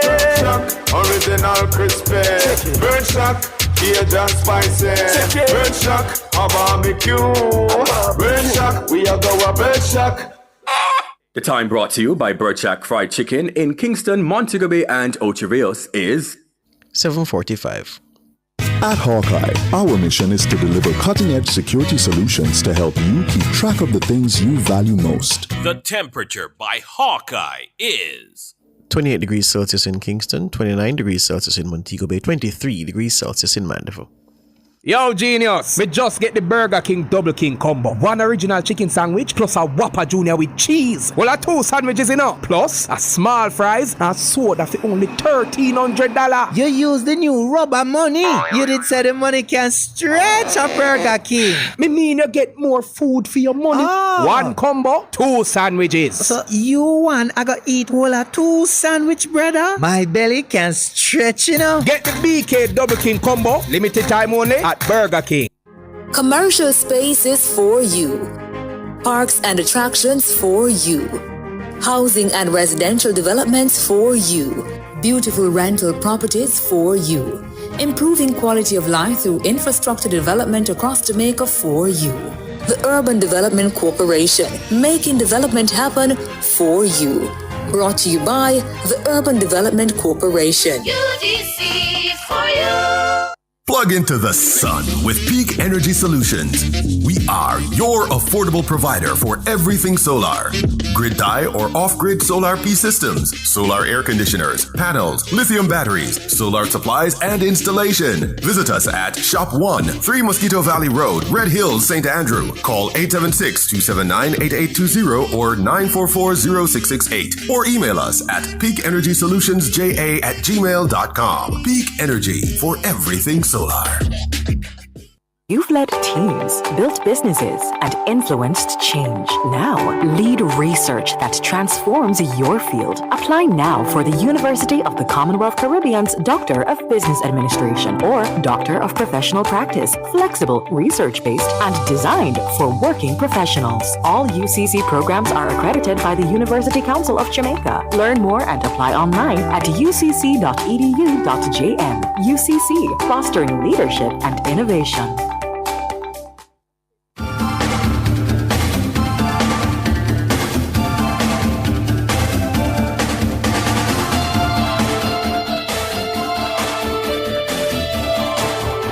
Welcome back to Nationwide 90 FM, bringing you a flavor of what happened on the weekend as both parties continue their relentless march across the country, connecting with voters, party supporters, and workers. The opposition leader, Mark Golding, was in Western Hanover, and he says Jamaicans should trust the PNP administration to help them achieving the dream of home ownership. He characterized the PNP as the party for home ownership, while saying that the Prime Minister's new social housing program, NSHP, wasn't what it was cracked out to be.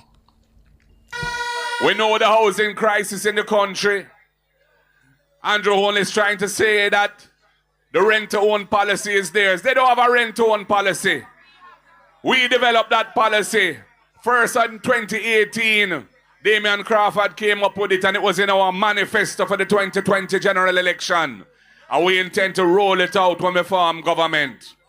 So if you are somebody who can't prove your income because you don't have a job that gives you a pay slip every month, but your working money said way, and you want to become an owner, we will allow you to come into possession of the house, initially as a tenant, pay the rent equal to the mortgage, and after a reasonable period of time, we have in mind 6 months, we say, yes, you're making your payments, you qualify for the mortgage, draw down the loan and move from being a tenant to being an owner with your owner door key. The PNP is for the people. And the same Andrew Holness, who promised social housing at 1,000 units a year and has failed to even deliver barely 300 units, and has been taking $11.4 billion every year out of the National Housing Trust, depleting it of resources so that it's not fulfilling its mandate of delivering affordable houses to the people of Jamaica. Him can't talk to you about housing. Him don't have no record in housing. The People's National Party is a party of land reform and housing in the country. He told comrades that under his leadership, the next PNP administration will build 50,000 houses over 5 years. This is the extension of a pledge the PNP made during the budget debate. That is why we are going to build 50,000 housing units, affordable houses, in our first 5 years in office. And we're going to look, and we've identified public lands, not agricultural lands, because those must be remaining in farming, but other lands belonging to the government that will be made available for housing development. I want to keep the price of the house down, because when we sell the house to first-time buyers, we won't include the value of the land in the price. So you'll get immediately equity. You'll get immediate value of $2.5 to $3 million. So when them come with them little money for try buy your vote, tell them, say, no man, you want your house with your $2.5 million to $3 million of value in the land price that you won't have to pay, because the People's National Party is for the people. And Mark Golding is appealing to PNP supporters to listen, put all differences aside as the party gets ready for the next general election. He says it will take a united PNP to complete the mission to, in his words, save Jamaica. And comrades, any little issues between us, time to part those issues. Unity time now. The PNP has been working hard to build one party, united and strong, under my leadership for the last 5 years. And we've reached so far because of what we've achieved in that regard. And we need to run through the tape, comrades. So any little issues, anybody that you might not have been talking to, whatever, if you know they're a comrade or a PNP voter, just bring them in, man. Bury those issues and reconcile and make everybody feel nice, because the mission is greater than those little petty things. The mission is to save Jamaica, to rescue Jamaica from this wicked and uncaring Jamaica Labour Party government. Mark Golding, the PNP president, speaking to comrades in Western Hanover on Sunday. We take a quick break. Back with more after this.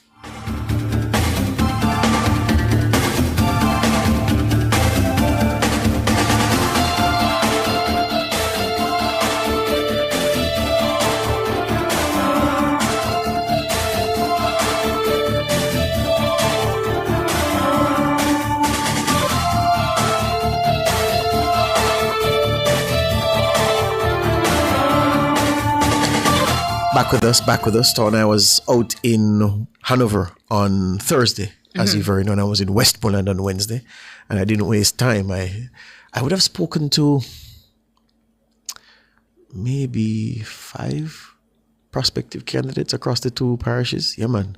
Sideline conversations. Yes. Things I can tell you when we come off here, but I can't say on air because, you know. But yeah, I'm detecting some very, very strong spirits. There was a comment made by Heather Miller Bennett, and if you see Heatha,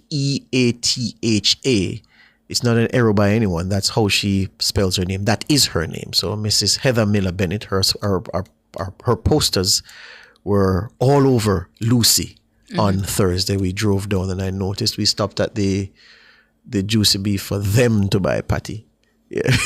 And I was looking around and, you know, and all the way around to the transport center. Yeah. And the town center in Lucy. You know, Lucy's small. We're not making fun of the size of the place. But yeah, her billboards were all over. Spanking new to like them just put them up and rain no with them yet, so they were in good order. And orange flags right from Sandy Bay come right forward into Lucy, just pure orange. So she says that the party will not be affected and isn't perturbed by the decision of two high-profile former comrades to switch allegiance to the ruling JLP. The two defectors, Craig Oates, a former policeman who was not selected by the PNP in his bid for the Eastern Hanover seat, and Kenroy Kalami, the man who failed to get the nod to represent the PNP in the Caldwell division ahead of local government elections in February last year. Craig Oates, though, told Nationwide News last week that, look, he left the PNP because of how they were trying to undermine him and damage his reputation. He told us on record that he spent $7.5 million to advance the PNP's cause in Hanover. And he was disrespected, and he said none of the leaders of the party, the bigwigs, called him to say, boy, you know, so and so and so. Even though they were going to make the decision, he said they didn't have the decency to reach out to him. And that was partly the reason why he decided to ditch the PNP for the JLP. Now, on Sunday, Heather Miller Bennett took to the stage and she addressed the issue of both Kalami and Craig Oates switching to the JLP side. And she said, look, both men are baggage the PNP is happy to get rid of. We strong. We hear say some people switch, but we no care baggage with we, cause they switch and them are go in a ditch, comrades. Comrades, me know me have no, me have me party worker them, me have me man them, and me ready for them. Me ready for them. So comrade workers, comrade warriors, I hear so nice cause we are gonna give them a beat. Heather Miller Bennett, PNP caretaker in Western Hanover. Now, I can tell you that the labor rights in Western Hanover are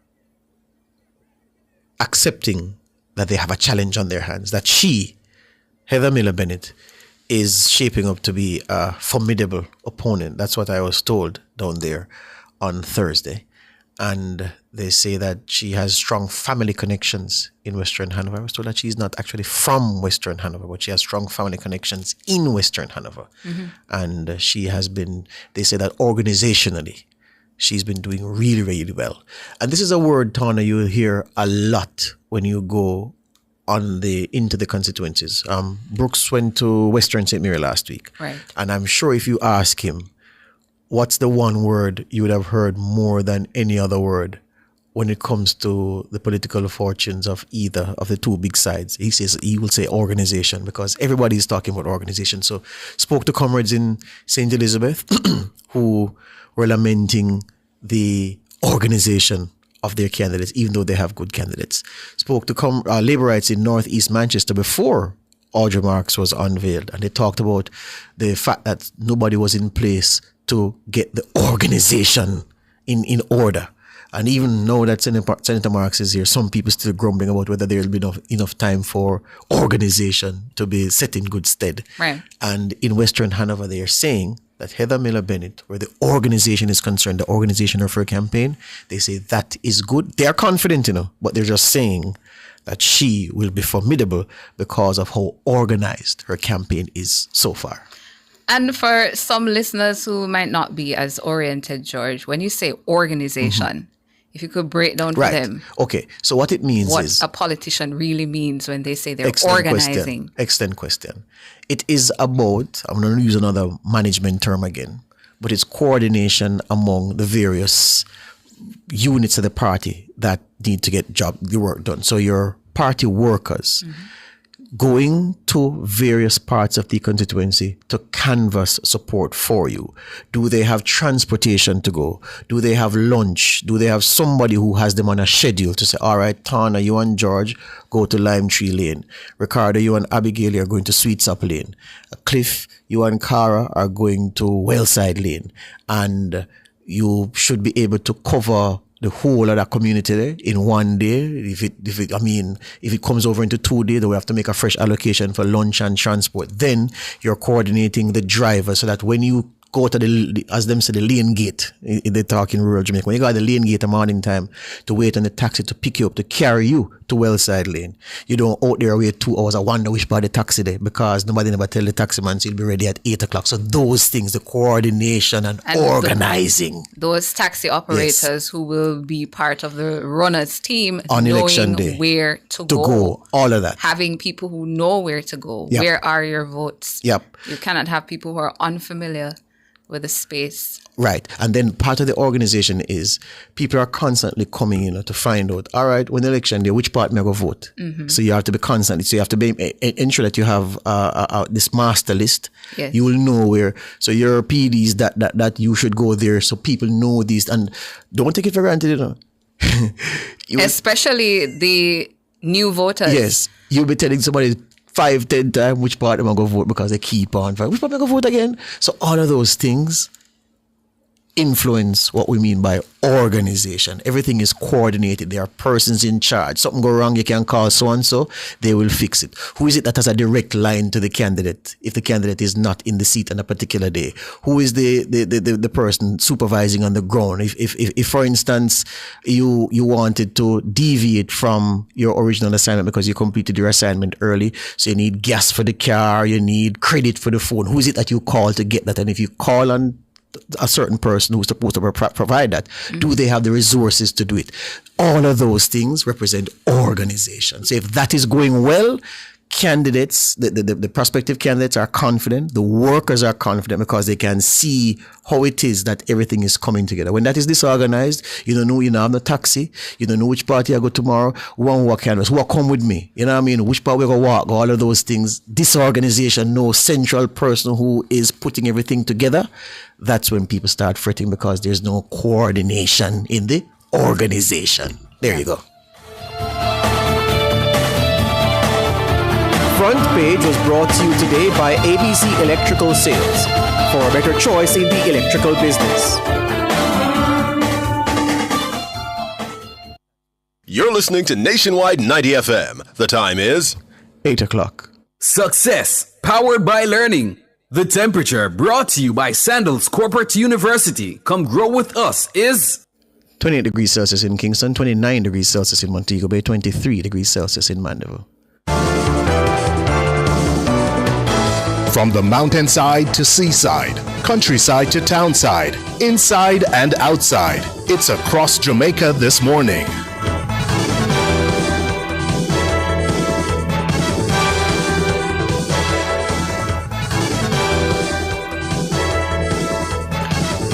Across Jamaica this Monday morning, sections of Harbourview St. Andrew are expected to be without piped water for much of today, Monday, June 23.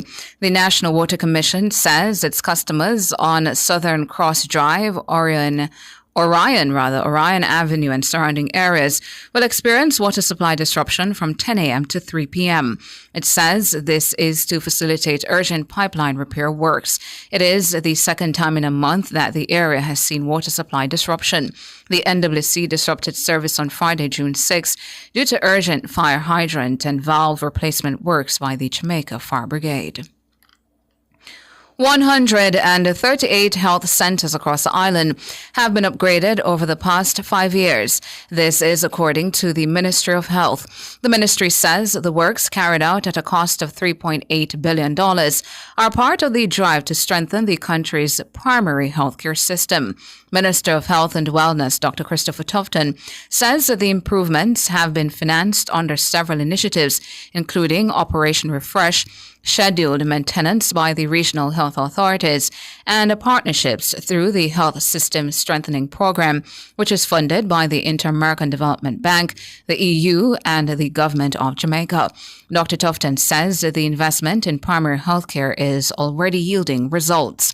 He says over the last 5 years, there has been 300,000 more visits to health centers and 250,000 fewer visits to hospitals.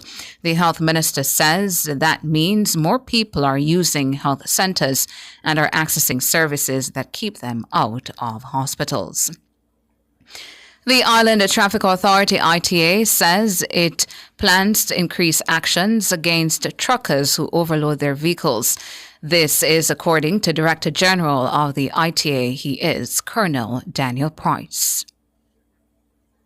We are extremely concerned about the overloading of especially dump trucks that's carrying different aggregates and different materials that is doing damage to the road. There are actions that we are about to take and actions that we have been taking. And as such, we have an active weigh station at the Harbour View Service Hub, where we from time to time carry out weight enforcement activities. It is not enough, and we are intending to up these activities to ensure that greater enforcement takes place.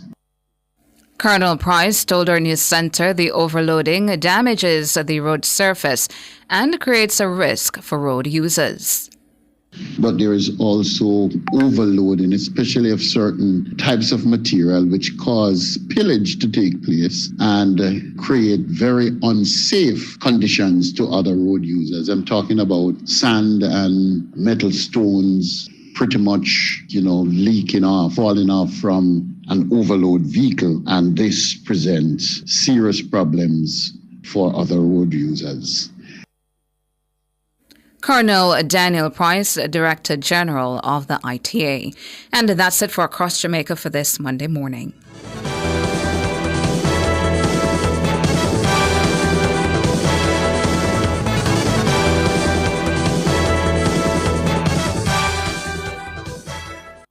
Are you looking for a place where your imagination can blossom into something amazing? Where you can be as creative as you dare with facilitators who will prepare you to succeed in a global career? Or maybe you're looking for a place that practices tertiary level education in a practical way? Then you belong at the Vocational Training Development Institute, VTDI. Become the best you can be. You belong here. VTDI, empowering people, transforming lives. Are you ready for something mega? Spend $6,500 or more before GCT, drop your entry in the box, and you can win a 2025 Hyundai Tucson. It's the Mega Wheels Tour promotion, April 5th to September 28th. Second prize, a $50,000 shopping spree every month for a year. Third prize, a $30,000 shopping spree every month for a year. Brought to you by Hyundai, Redstone, Heineken, True Milk, Rex, Walker's Wood, Downing, CPJ Daiquiri, and Carryburst. Choose concentrate. Only at Megamart. Locations island-wide. Megamart, best value by far. Authorized under Section 58.3 of the Betting, Gaming and Lotteries Act.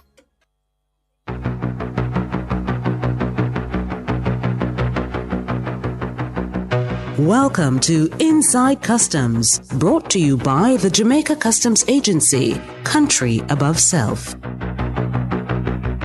Welcome again to Inside Customs here on Nationwide 90 FM, a product of Nationwide 90 FM and the Jamaica Customs Agency. My name is George Davis. Did promise you an encore following the program last week. Well, not really an encore, as a second installation. We're not repeating what we said last week. We're moving on. And it's the conversation surrounding the Proceeds of Crime Act, POCA, its relationship with the Jamaica Customs Agency, how it's useful to the JCA, and what it sets out in terms of the movement of cash into the country, whether you're traveling by sea or air. Last week, my guest was Senior Legal Officer at the Jamaica Customs Agency, Francois Knight, and the man has found time to return for more. Good day again, Francois. Welcome to Inside Customs. Hi, George. Thanks again for having me. All right, good. Last week, we were speaking about the quantum of cash that is allowable by law for a person to come into the country with, and also what the limit is, $10,000 US. Many people see that on the C5 form and then quarrel because they say, well, I was coming into that 100,000 Jamaican and the agents seized this. This is not right because that's not what the form says. Can you explain that for the benefit of my listeners? Sure, George. So, simply put, under POCA, the amount of cash that can be seized by a customs officer is any cash that is above the minimum amount. The minimum amount under POCA is 100,000 Jamaican dollars. Mm-hmm. So, even though the form, the C5 form says, I am not carrying cash or monetary instruments over 10,000 US dollars, and you are to tick yes or no. Yes. If you are carrying 100,000, the equivalent of 100,000 Jamaican dollars, the customs officer can still seize that cash if he has reasonable grounds for suspecting that the cash is recoverable property, which means it's probably criminal in origin. So you hear that clearly, yeah? The minimum amount is 100,000 Jamaican or its US equivalent or whichever currency. Customs agency, if they have suspicions that these may be ill-gotten gains, can hold on to that cash. So don't be detained by the 10,000 US dollars, which of course is the upper limit. All right. Last week we teased and told the listeners that they should return this week for an explanation of what happens when the cash is seized by customs. Some people wonder, do they destroy the cash if they think it's ill-gotten gains? Do they channel it somewhere? And I put that one to you, Mr. Senior Legal Officer. What does happen when the cash is seized by customs? What happens next? All right, George. So I'll just take you through the process from the point of seizure. Very well. So what happens when you enter the country with cash, for example? If the customs officer reasonably suspects that the cash is probably criminal, he will seize the cash and he will prepare a form known as the receipt for seized cash, and he will issue it to the person from whom the cash was seized. While the customs officer continues to have reasonable grounds for suspecting that cash, he may detain it for an initial period of 72 hours. That's 3 days. Yes. During those 3 days, the person from whom the cash was seized is encouraged to submit documentation establishing the legitimate source and intended use of the cash. So at this point in time, the cash is held at the Jamaica Customs Agency for safekeeping. It is properly stored in a vault. Yes. During the initial 72-hour period. POCA provides for the lodgement of that cash as soon as reasonably practicable after the 72 hours in an interest-bearing account. So if documentation is not submitted in relation to the cash within the first 72 hours, the cash is then lodged in an interest-bearing account. Currently, the cash is lodged in an interest-bearing account at the Asset Recovery Agency and it is held there pending the outcome of the matter. Now, after the 72-hour period, if no documentation is submitted or the documentation submitted is insufficient, then the customs officer, if he still has reasonable suspicion in relation to the cash, he will make an application, typically before a justice of the peace, for an order for continued detention of the cash up to 3 months. If that order is granted by the justice of the peace and the 3 months the time is extended by 3 months for an investigation to be conducted, then that is what happens. A customs investigator now investigates the cash and determines whether there is enough evidence that he has reasonable grounds for believing, not suspecting now, that the cash is recoverable property. Again, what that means is that the cash is probably criminal in origin. If there is sufficient evidence to establish that, then the customs investigator, who is an authorized officer under POCA, makes an application before the parish court for forfeiture of the seized cash. So that is what happens to the cash. Right. So the last step is to go to the court with the JCA and its agents, takes you to the court to ask the court to grant them possession of the cash that has been seized from you, which you have failed to satisfactorily prove that the cash is from legitimate means. Am I getting it correct? Correct. And the forfeiture application is then ventilated in court, and an order is made ultimately by the parish judge either for forfeiture of the cash or release of the cash. Just restate for me, Francois, the burden of responsibility on the person involved in this matter to prove that the cash is theirs. When you speak about submission of documents, what kind of documents are we talking about? So the type of documents we're looking for typically are bank statements, pay slips. Those are to establish the source of the cash, for example. In relation to the intended use, sometimes persons will say that they are using the cash to purchase a property, for example. So we'll ask for a copy of a sales agreement or something like that. Receipts, invoices. Sometimes they'll say that the cash is being used for construction of a house. So we'll ask for any indication in the form of receipts or invoices that they may have that would show that intention. Right. So if I say, for instance, then that, a friend or a family member has been saving money on my behalf in the United States or in Canada over some time, then I must be able to provide the statements to support how that money would have accumulated over time, correct? Correct. Or we would ask for a notarized copy of a statement from the person who was saving cash on that person's behalf, and so on. Right. Ultimately, to give a declaration corroborating your account. And if I say, boy, I sold 5 cars and that's how I came in possession of the cash, then you'll want to see the paperwork. Correct. There you go. All right. So what then at the end of it all would you advise persons to do who are traveling across borders with cash up to or over the specified amount? How do I get my legitimate cash, which is over the limit, into the country? What do I do? All right. So first thing I would recommend is that you are forthcoming and truthful in your declaration when you're entering the country if you're transporting cash.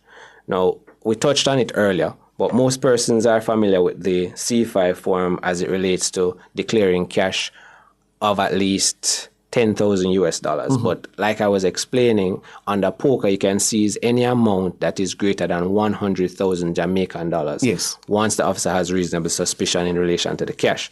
So if you're transporting any cash into the country above that amount, I would recommend that you are truthful and forthcoming when completing your C5 form and making that declaration to the customs officer if and when you are asked. Also, I'd like to say, just to add, that if it is that your cash is seized by the customs agency based on suspicion, it's not reason for you to panic. As long as you can prove that the cash is legitimate, you'll be fine, is perhaps what you'd add to that as well, Francois. Definitely. I would definitely add that. If you are, there's no reason to panic. The suspicion of the customs officer relates to the cash and not the person himself. So if you are able to, I would suggest if you're carrying a large amount of cash, either bring with you documentation which adequately explains its legitimate source and intended use, and have it at the ready and be prepared to provide it to the customs officers if you are asked. Excellent. Education 101 here on Inside Customs and Nationwide 90 FM. Senior Legal Officer at the Jamaica Customs Agency, Francois Knight. Thank you very much, my friend. Thanks again, George, for having me. It was a pleasure. All right, that's the program. We'll be back next week. That was Inside Customs, brought to you by the Jamaica Customs Agency, country above self.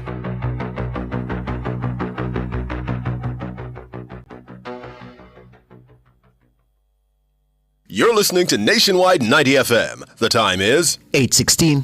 Fontana Pharmacy has a wide variety of items from pharmaceuticals, household, cosmetics, toys, and more. The Temperature by Fontana Pharmacy. It's all good inside is 30 degrees Celsius in Kingston, 29 degrees Celsius in Montego Bay, 25 degrees Celsius in Mandeville.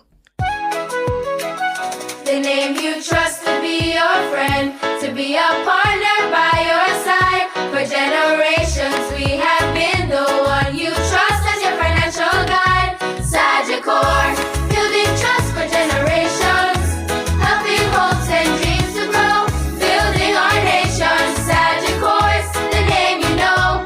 Sagicor. Sagicor, celebrating 55 years. Building trust for generations. In Jamaica, your rights are protected by our Constitution. From the right to education to freedom of expression, every citizen deserves respect and dignity. But remember, with rights come responsibilities. Let's uplift and respect each other and stand against injustice. Together, we can make Jamaica a better place for ourselves and future generations. Know your rights. Embrace your responsibilities. This message was brought to you by the Ministry of Legal and Constitutional Affairs.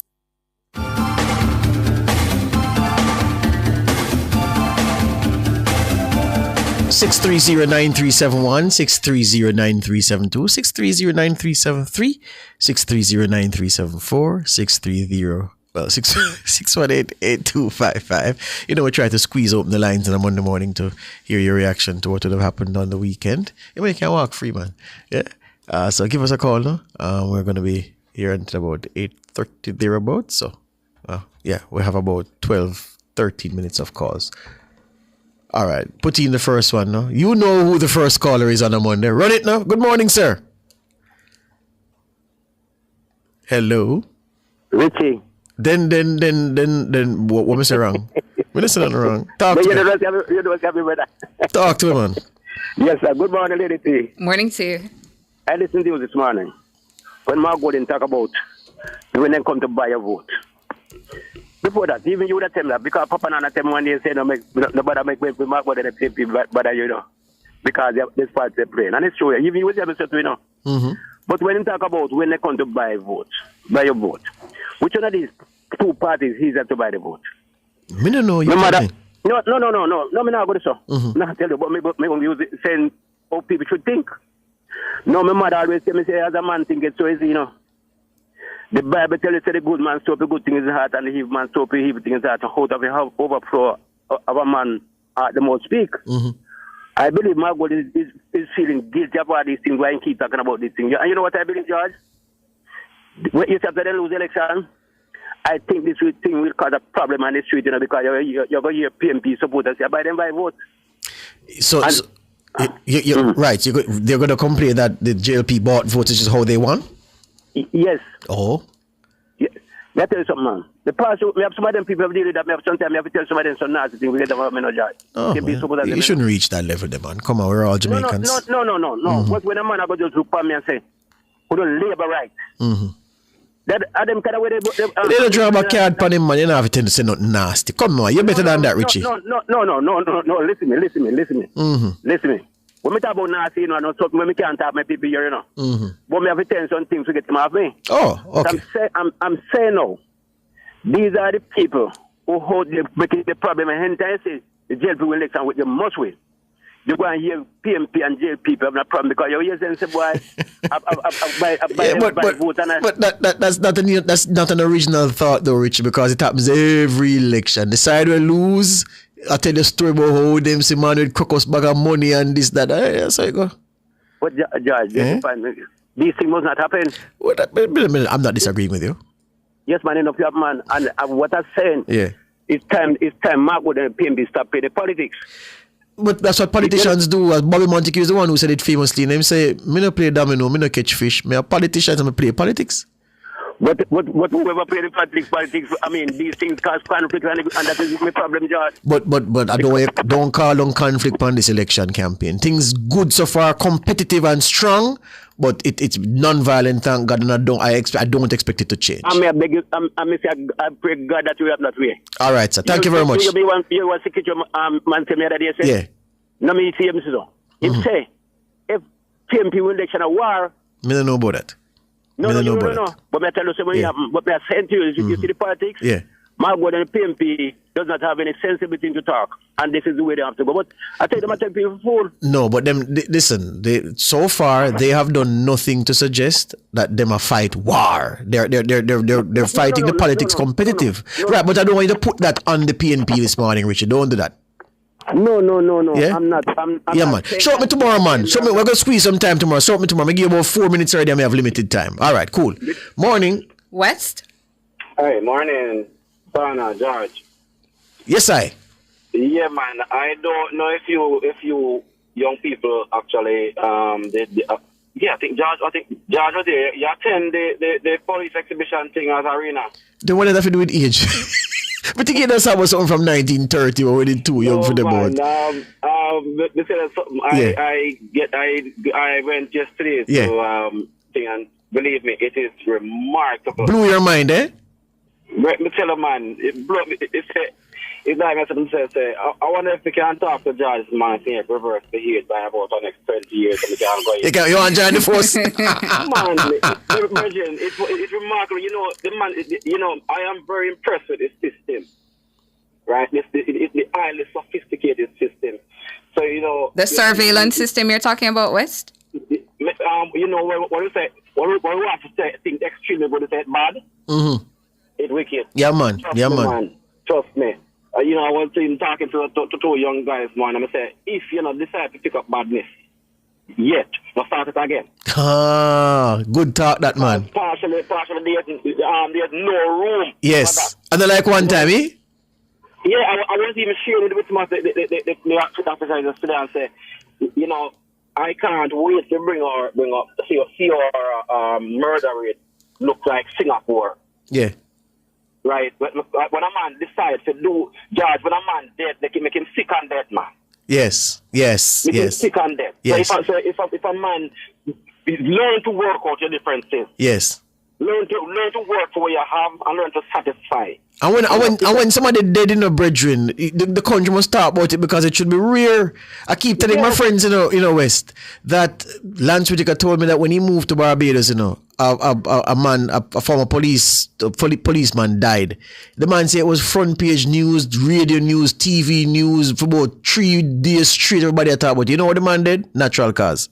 All right. We need to get to the point that when we hear a man, then it Yeah, man. True, man. It's like a plane crash. Yes, man. Yes, man. We can't work in a system where when I hear how much people get shot, they say, it's a norm. Yeah. It can't be the norm. That is right. When we hear that happen, we make them up. Yeah, man. Respect. Respect. Thank you this morning. Yeah. I see J.A. Andrea here saying, my 17-year-old son said the same thing and how he may join the JCF. Excellent. Yeah. Love that. Which is normally a sentiment among a lot of people. The young ones who go to the expo. Yeah. Well, it was the case for 2023. You're hearing that again this year. Yeah, man. Delroy, morning. Delroy? Delroy, good morning. Hi, my dear friend Turner. Good morning. How are you doing? I'm doing good. How are you? I'm great. George, good morning. Morning, sir. Yeah, man. First thing I hear, you complain that you do a lot of work last week. So, boy, I think you need security to take the money to the bank. Here, no, a pro bono work, sir. I will volunteer to do that, I just buy the plane ticket. I will come down and help you. You know how this works? I don't for enough driving, man. I won't even work, man. And it's not extra pay. All right. Anyway, I just listening Mark Golding up a Hanover there, and I think in Mark Golding really taking people. Mark Golding forget that Jamaican people don't really forget like that so easy, The first thing when Mark Golding gonna tell people so that Andrew Hollis don't build no house of good character based on what you're saying, because you're talking about 50,000 houses in 5 years. How many houses did they build when they in power? And the first thing the second thing, Mark Golding don't look and see that people don't build boardhouse anymore. Yes. I don't treat $3 million can build a good boardhouse right now. Yes. And then you're saying the landlord not gonna be involved in it. So when you're telling people about you're gonna give them house like $3 million on the land they're involved. So when you tell them $3 million, after then, now he's going to go back and tell them $5 million to the land. So that's the next way of tax right there now, because what's going to really happen? The land not involved in that $3 million, and you're going to have to pay for the land later on. So you're looking at something about $6 million or something like that. So Mark Golding feel that people are not censored, people are stupid. Yeah, Mark Golding just a short thing, but he's not really thinking. Think that people not really think higher than where I look on. Well, yes, go ahead. The next thing with Mr. Hugh Graham, is it not getting paid still for a member of parliament? Of course, yeah. So, I think they need to investigate that, because if he just vanish away and he not doing nothing in a country here, right? And been getting paid, what he been getting paid for? We need to know that. Yeah, we need to know that, because I see all well, the caretaker talking about no road, no fix, nothing not going on, you guys getting paid. What you are getting paid for? Yes. Fair point. Yeah. Fair point. Yeah, we need to know that. All right, sir. Thank you this morning for the call from far. Okay, thank you very much. No problem, man. All right, then, right. Cool. TV man, good morning.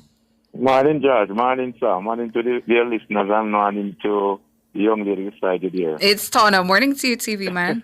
So why them call it TV man now, sir? You know what, sir? You fix TV? No, man, I found the program, let me know, George. Oh. Because we're the man active on the program, them, you know. Oh, I see. We're active on the program because we have to wise up Jamaican people, let them see. I hear you. When I go to school, first why they call me that, you know, my TV, me that tell them early on. They learn a lot of things from the smart TV early out. Yeah. And when you left school, I never get much education. Yeah. That smart TV, you have to talk back on it to teach you the word. Oh, so you were the first smart TV? You have to say that. To say that, George. Because we answer this morning. We have 2 quick topics this morning, Yeah. George. One, from the housing program. I want to ask, I see Mr. Golden advertising some house with a hat. Where are those houses? Is he make those houses? Is those houses in Barbados or Jamaica? You know the answer in the TV, man. We don't know where I ask the question. When you know the answer. You know the answer. No, but George, it is serious. Why you just stand up above, stand up beside something, you know? It's like a man go talk beside a man chair and take some pictures of your PCR, you know? Now look how much time you've never come out anywhere as if you pose up with your car and take picture. It happened to me. No, but I feel like the man will talk beside people chair and take something. Yeah, I see that happen, man. Yeah, man. So they gonna get him girlfriend, not true? Yeah, that's what I mean. Because the same man wicked. Hey, we still have that. Yeah. And for a man who don't get much education at school of SLD, Yeah. this is not going to ask myself to myself, you know. People really can read that right. Is it when people can read that right makes sense? Because if the man can read that right, if me not have a subject, and the man will have subjects, can stand up and I look on this man doing these things and still I go with him, or I work with him, or I agree with him. Never ask yourself then what brings he up. You know what kids we got at school there? You know what kids we got at school there? Yeah, man. Logic this morning, boy. Logic. Take the match, Dad. Yeah. To go to housing trust. They say you want what? 6 months bank statement? Is so much? About 3 months and 6 months bank statement. I can't remember. Show your credibility. Yeah, but you need a credit rating. You need a credit rating. But they'll get that through the ratings agencies and from the yeah, but they'll get that. All right. Watch me now. We get yourself qualified for something that special that you make. It's the right road. So I'm going to change out the policy of the trust then. I said, listen me now. We don't want a credit rating for nobody again. You can't just come apply for your house and you get that house. Just control something like a partner. Oh, boy. But I said to him, I need him to go to court, but ask courts about these delinquent peer. I'm going to ask some of them bank about some delinquent peer. When they check out the furniture, check out the things there, and check out the loan and pay the first 3-4 months good, or first 6 months good. All of that, so the address changed. People live that again. Look for them also. So before you do that, I talk about this kind of house. So what going to happen, you know, George? Yeah. You see the legit taxpayer like the teachers, the nurse, the doctors, the police, all those people. And me and you. Automatical out of them pay. Yeah. And me and you pay for them. Yes, Papa. Big bills. Big bills, sir. Because people can read that right. They ask them this morning, no. Look clearly now when I go put them up. Because when I step in at this mess, I want to say, Here, yes, sir. Thank you this morning. The time done. With the time done, I'm going to give the next one. Well, give me the next one quick. The next one with the education system now. Yeah. Remember, crime and education in any country is not one party business. Of everybody business. Yes. So if the government take over and want to consider good crime system we can work with and good education system we can work with, don't it? Yes, man. Then when a opposition go on stage, and no matter where government if help with the youth them in a school and help with crime in a school, you come out and a bombard on the government. Then you can imagine to a man if you take over and crime go 5%. Well, again, some things you have to take in the context of election season, because I'm certain some of the things you hear, you wouldn't have heard them otherwise. What about? Yeah, you wouldn't have heard them. Yeah. What about which my praise the Lord God? I hope you go up to 2%. All right, sir. Thank you this morning, TV, man. You make me laugh. This morning, man. We catch up. Are you on the line today, Cliff? No, man. In my work today, man.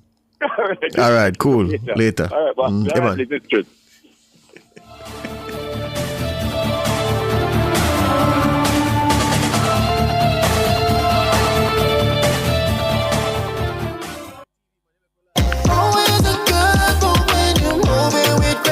The time by Grace Good Move is 8:33.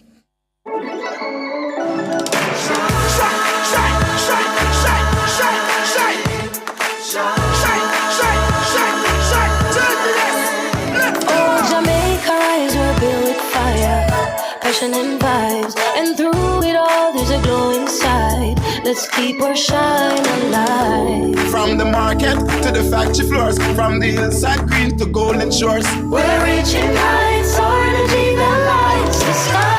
JPS, powering what matters. Have you ever been to a store and felt right at home?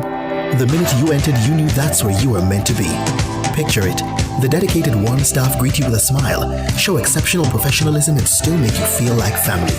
Everything is catered to you. You know you're getting the best, because to them, you're the best. That's the New Walters Pharmacy, 18 High Street, Black River. Call 965-2264 or 476-3939. The New Walters Pharmacy. Pharmacy, everything exceptional. Make a toast to your future. The JTA Cooperative Credit Union is by your side. All educators, the best is what you deserve. We'll keep your dreams alive. Competitive loans to help you grow. We'll take you higher. Great returns on your savings. A bright future is in the making. Build the best you with the best credit union. We are committed to serving you. JTA Cooperative Credit Union, serving our members, impacting lives positively. Taste it, eat it, drink it, applaud it. The 26th staging of the Jamaica Observer Table Talk Food Awards, the Caribbean's premier culinary event, powered by MasterCard, takes place Thursday, June 26th, on the East Lawns of King's House. Get your tickets at Starbucks at AC Marriott, Starbucks Ligony, Starbucks Waterloo, Signature Boutique, Unit 9, Legal Business Centre, 31 Upper Waterloo Road, Uncorked 2, Constant Spring Road, Uncorked Barbican, Sovereign North, Uncorked Ochi, Draxhall, Uncorked West, Fairview Shopping Centre, Resort Way by Ereline, Shop 4 Progressive Shopping Centre, Kingston, Cafe Dolce, 114 Constant Spring Road, Kingston, Fromage Bistro, 8 Hillcrest Avenue, Kingston, and of course the offices of the Jamaica Observer in Kingston and Montego Bay. Adults 18 years and over. Drink responsibly.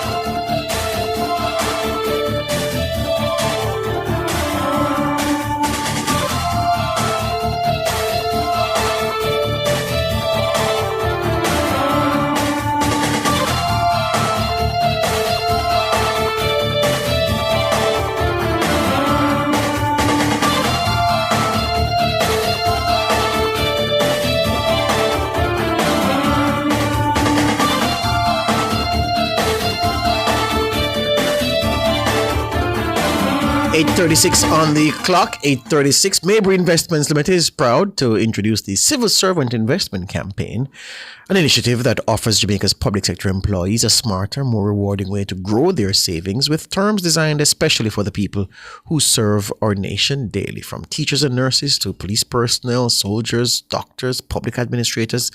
The new campaign is open to all government employees. And for more on the campaign, I'm being joined by the General Manager in charge of Asset Management at Maybury Investments Limited, Damien Wiley. Good morning, Damien. Good morning. How you do? I'm good. Nice. Thank you. How are you? Good, man. Good, solid this Monday morning. So what is the Civil Servant Investment Campaign all about beyond the little bit I just mentioned? Sure. Well, it's a special investment initiative by Maybury, tailored exclusively for Jamaica public sector workers. As you said, including teachers, nurses, police officers, doctors, soldiers. Basically, from your employed to with the government, you have the ability to take part in this campaign. It's designed to make wealth building more accessible and rewarding for those who serve our nation. Mm-hmm. How long will the campaign run for? Well, it's going to be running for probably about 3 months. We intend to keep it open for as long as possible to allow as many of our public sector employees to take advantage of this offer that Maybury is extending. Mm-hmm. And so, Damien, you said earlier in your first answer that the campaign is tailored for civil servants, which suggests, of course, it's different from your usual offerings. What makes it different? What goes into the tailoring of this for our civil servants?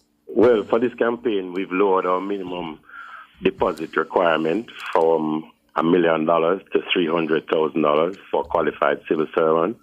And this reduced entry point is tied to a 12-month mandatory savings plan, giving more people the chance to invest meaningfully and grow their savings. Go again. So usually it's 1 million the minimum subscription. Correct. You're dropping Correct. that now significantly. Significantly. And as I said, this is to allow our treasured servants of our nation to take advantage of the investment philosophy that we strongly believe in at Mayberry. Wow! So for whereas you used to have need 1 million before, 300,000 you're in business. That's good. What kind of returns? Because that's the question people who are listening to us are going to ask. What can I expect on my money over time? Sure. Participants will receive a fixed return of 5% per annum, which is significantly higher than their average savings account in Jamaica. So this means for every 100,000 Jamaican invested, the saver earns $5,000 in interest. So for that $300,000 investment, you'll be earning $15,000 on that $300,000 in the first year. Better than any bank can give you, eh? Better than any savings account can give you. There you go. All right. So, civil servants will be asking, all right, well, it's June 2025. What is it that nudged the Mayberry to make this facility open for civil servants at this time? What is so special about civil servants and Mayberry at this time? Well, there are two things about that. The first is that civil servants are the backbone of our country. As you know, they're the largest labor force within the country. And we identified this as a way of giving back to those people. It's also very personal for us. Our founder, Maurice Berry, started his career as a civil servant. So this campaign reflects our roots and our commitment to serving those who serve Jamaica. Excellent. Going back to your roots like Lucky Dube. So you're providing some advice, Damien. Someone is sitting across the table from you and they said to you, boy, Mr. Damien, how is it that, what are the main benefits for me doing this with Mayberry rather than putting my money somewhere else? I know you said that the rate of return annually is better than I can get in a savings account elsewhere. But beyond that, why would you advise me to make this move at this time? Okay, so three things. It's simple. It's secure and it's structured. Participants get access to professionally managed investment products, which have a guaranteed fixed return of 5%. It's ideal for building long-term financial stability without the complexity of making or managing risks and navigating the market. We do that all for you. And the people always complain, Damien Wiley, that where these things are concerned, once the money changes hands and the investment or the financial entity gets the money, it's hard to find somebody to give you updates and to, give you guidance as to what's happening with the money, what's happening with the market and so forth. Whereas they were very much available in the point when you were about to sign up and pay over that money. What can you tell them about the relationship that Mayberry will strike with them during this period? So as you would know, George, Mayberry prides itself on being relatable to our clients. And we believe that based on the manner in which we are engaging our potential clients, as well as through the use of technology, we'll be able to meet and manage whatever requests come our way. And of course, we are located at 1.5 Oxford Road. So failing that, you can always stop by and have a chat with any of our investment advisors or business development officers. It sounds like a simple thing, Damien, but I like what you did just now, because some places, it's almost as if they dissuade people from coming in. You are saying that if you can't reach nobody on the phone, you can you're invited to come and talk to us. Certainly you are. Excellent. Absolutely. How can somebody sign up or go somewhere to find more details about the campaign beyond the things you've just said to me, Damien? Okay, so interested civil servants can visit www.mayberryinv.com or speak with a representative who can guide them through the process. Opening an account with us is a very swift process. Takes us probably about 20 minutes, and you can be up and going in less than half an hour. Excellent. And failing all of that, we just said about contact, they can call me and ask for Mr. Damien Wiley? Absolutely. always ready to assist our clients. Excellent. So just to recap the main points again, Damien, you're saying that with as low as $300,000, civil servants can get in on this opportunity, and that there's a return of 5% per annum on their investment. Yes. Excellent, sir.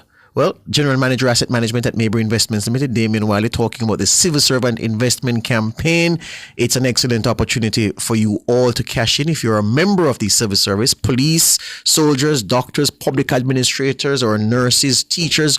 All are welcome. Damien Wiley says the campaign is open to all government employees. Damien, all the best to you. All right, thanks a lot. Same to you. You're welcome. General Manager Asset Management at Maybury Investments Limited, Damien Wiley. There, the Civil Servant Investment Campaign. He says it will be open for at least 3 months or as long as possible to get as many of you signed up. All right? So make use of the opportunity. Break time, back with more after these.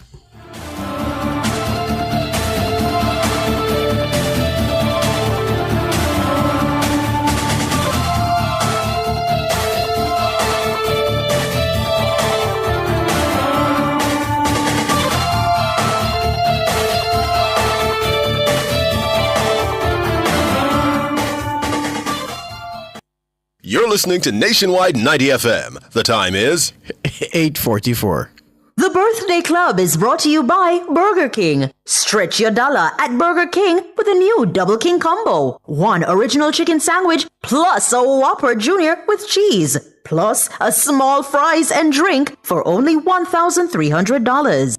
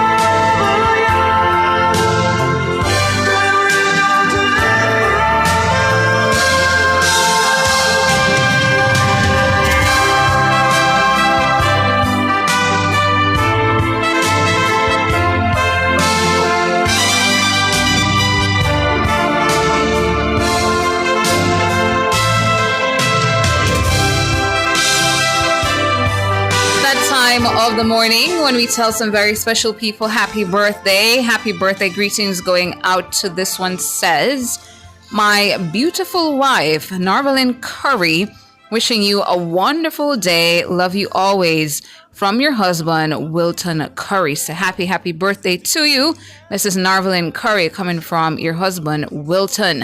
Jean Sellers sending happy birthday greetings to Gloria on her 74th birthday from her friends in Ridge there in St. Elizabeth. Happy birthday to Gloria. Enjoy your special day. I know your husband, Alric, will spoil you today. And Jean is saying, I know she listens to NNN religiously. So happy birthday to you, Gloria. Also on the birthday list this morning, birthday greetings going out to Evadne McBean, otherwise called Tawny, and Miss Highgate, who celebrates 100 years. Wow. Today. Wicked. Happy birthday to you. Congrats, you are Mom. a VVVIB, a very, very, very important birthday here. Happy birthday. Greetings going out to Evadne McBean. And this message for you, God's mercy is keeping you. Greetings coming from your daughter Jennifer, your granddaughters Carrie-Ann and Ken, and your grandson Dino, and your 7 great-grandchildren. Happy birthday to you. Some more birthdays. Happy birthday greetings going out to Sergeant Jonathan Prince here in Kingston. Happy birthday to you.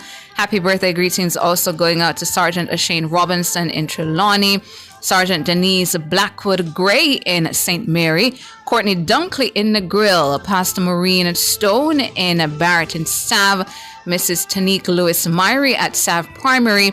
Happy birthday greetings also going out to Elder Steve in Myrie Sav. And there's also a birthday greeting for you again, Miss Evadne McBean, who is celebrating 100 years today over there in St. Mary. Happy birthday to you. And also birthday greetings going out to Bully Jathan, is it? At Sir Clifford Campbell Primary School in Sav. Happy birthday as well to Elder Gerald Stewart in Mobay, Christine Shand in St. Anne. All of these greetings coming from the man himself, Sergeant Wayne Wallace, over there at the Trelawney Police Division. Legendary Sergeant Wallace. Yeah. One of the co-presidents of the NTMB Day Club.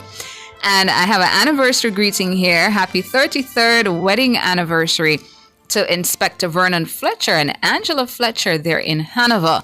Happy anniversary to the Fletchers, wishing for them a wonderful day.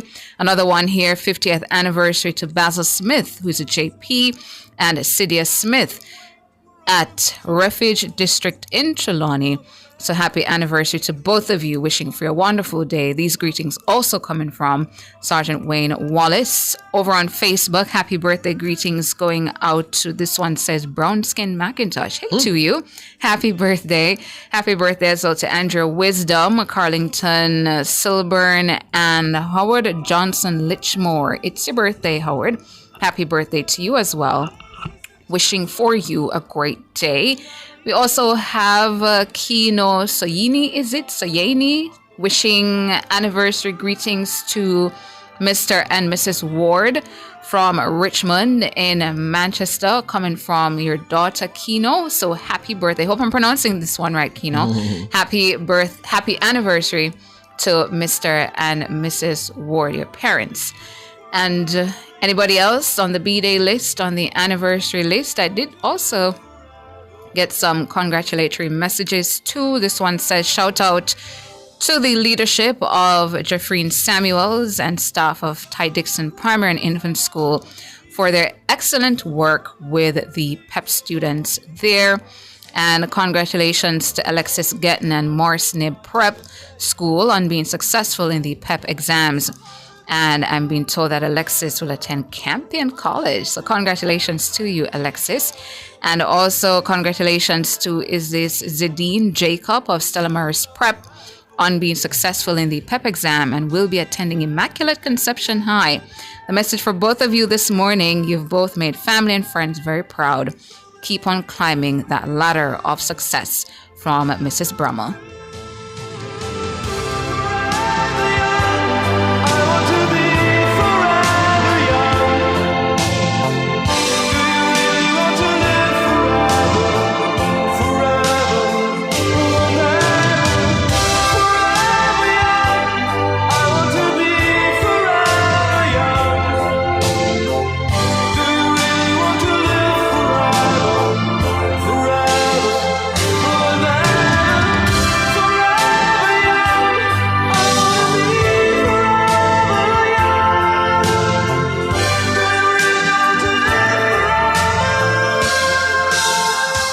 The Birthday Club was brought to you by Burger King. Stretch your dollar at Burger King with a new Double King combo. 1 original chicken sandwich plus a Whopper Junior with cheese. Plus a small fries and drink for only $1,300.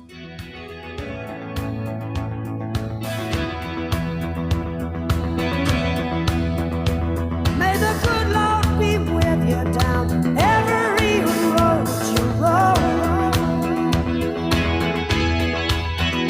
And may sunshine and happiness surround you when you're far from home.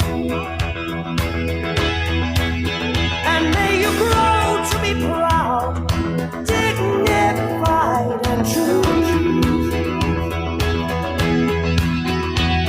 And do unto others as you'd have done to you. Seeing a final one here. Unique White sending happy 27th wedding anniversary to her parents, Charmaine and Lloyd White, celebrating their anniversary today. Happy anniversary to the Whites. Wishing for them a wonderful day. So you know the people them said to me in the field and this, everybody. Mm-hmm. I said boy a Jeremy fault, you know. Because something wrong with it, something now go on well for the light. The people they say, what, you better look it in person. I said, I got that on the weekend as well. Jermaine, I tell you, King of all with dog, man. King of all with dog. I told you. King of fight with. King of fight with. King of fight Jermaine, with. didn't we have this conversation several months ago? King of fight with, man. King of fight with. Yeah. Tana, King of fight with. King of fight with. Because I went to Expo 2.0 and it was the same thing.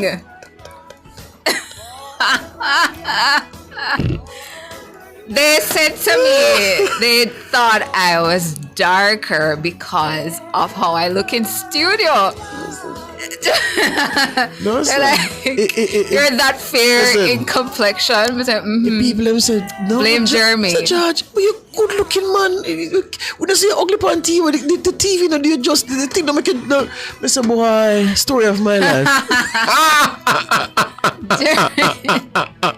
Jeremy, blame a king fault, man. Yeah, man, a king fault, man. Yeah, man. My conspire against retarded. Well, good morning to all the peeps I met at the JCF's Transformation Expo 2.0. Good morning to all of you. It was nice catching up and meeting you guys. But that's about it for the show. Thank you so much for tuning in to Nationwide this morning, NTM. Thanks so much to our technical operator and musical maestro, Jermaine King, our super producer, Michelle McCrae Smith, and our super editor, Kimon Thompson. Up next, the Consumer Hour with Norgay Banton, and at 10, Cliff Hughes Online. I'm Tana. So Delia Shirley and I chat a big me up there. Yeah, excellent day there. Say, Delia, know what time it is, because you see me in a real life. You understand? Thank you very much. Thank you very much. Good morning. You've just heard Nationwide this morning on Nationwide 90 FM. Build a stairway to heaven with a prince or a vagabond. And may you never love in vain. And in my heart you will remain forever young. Fearless and fair. Nationwide 90.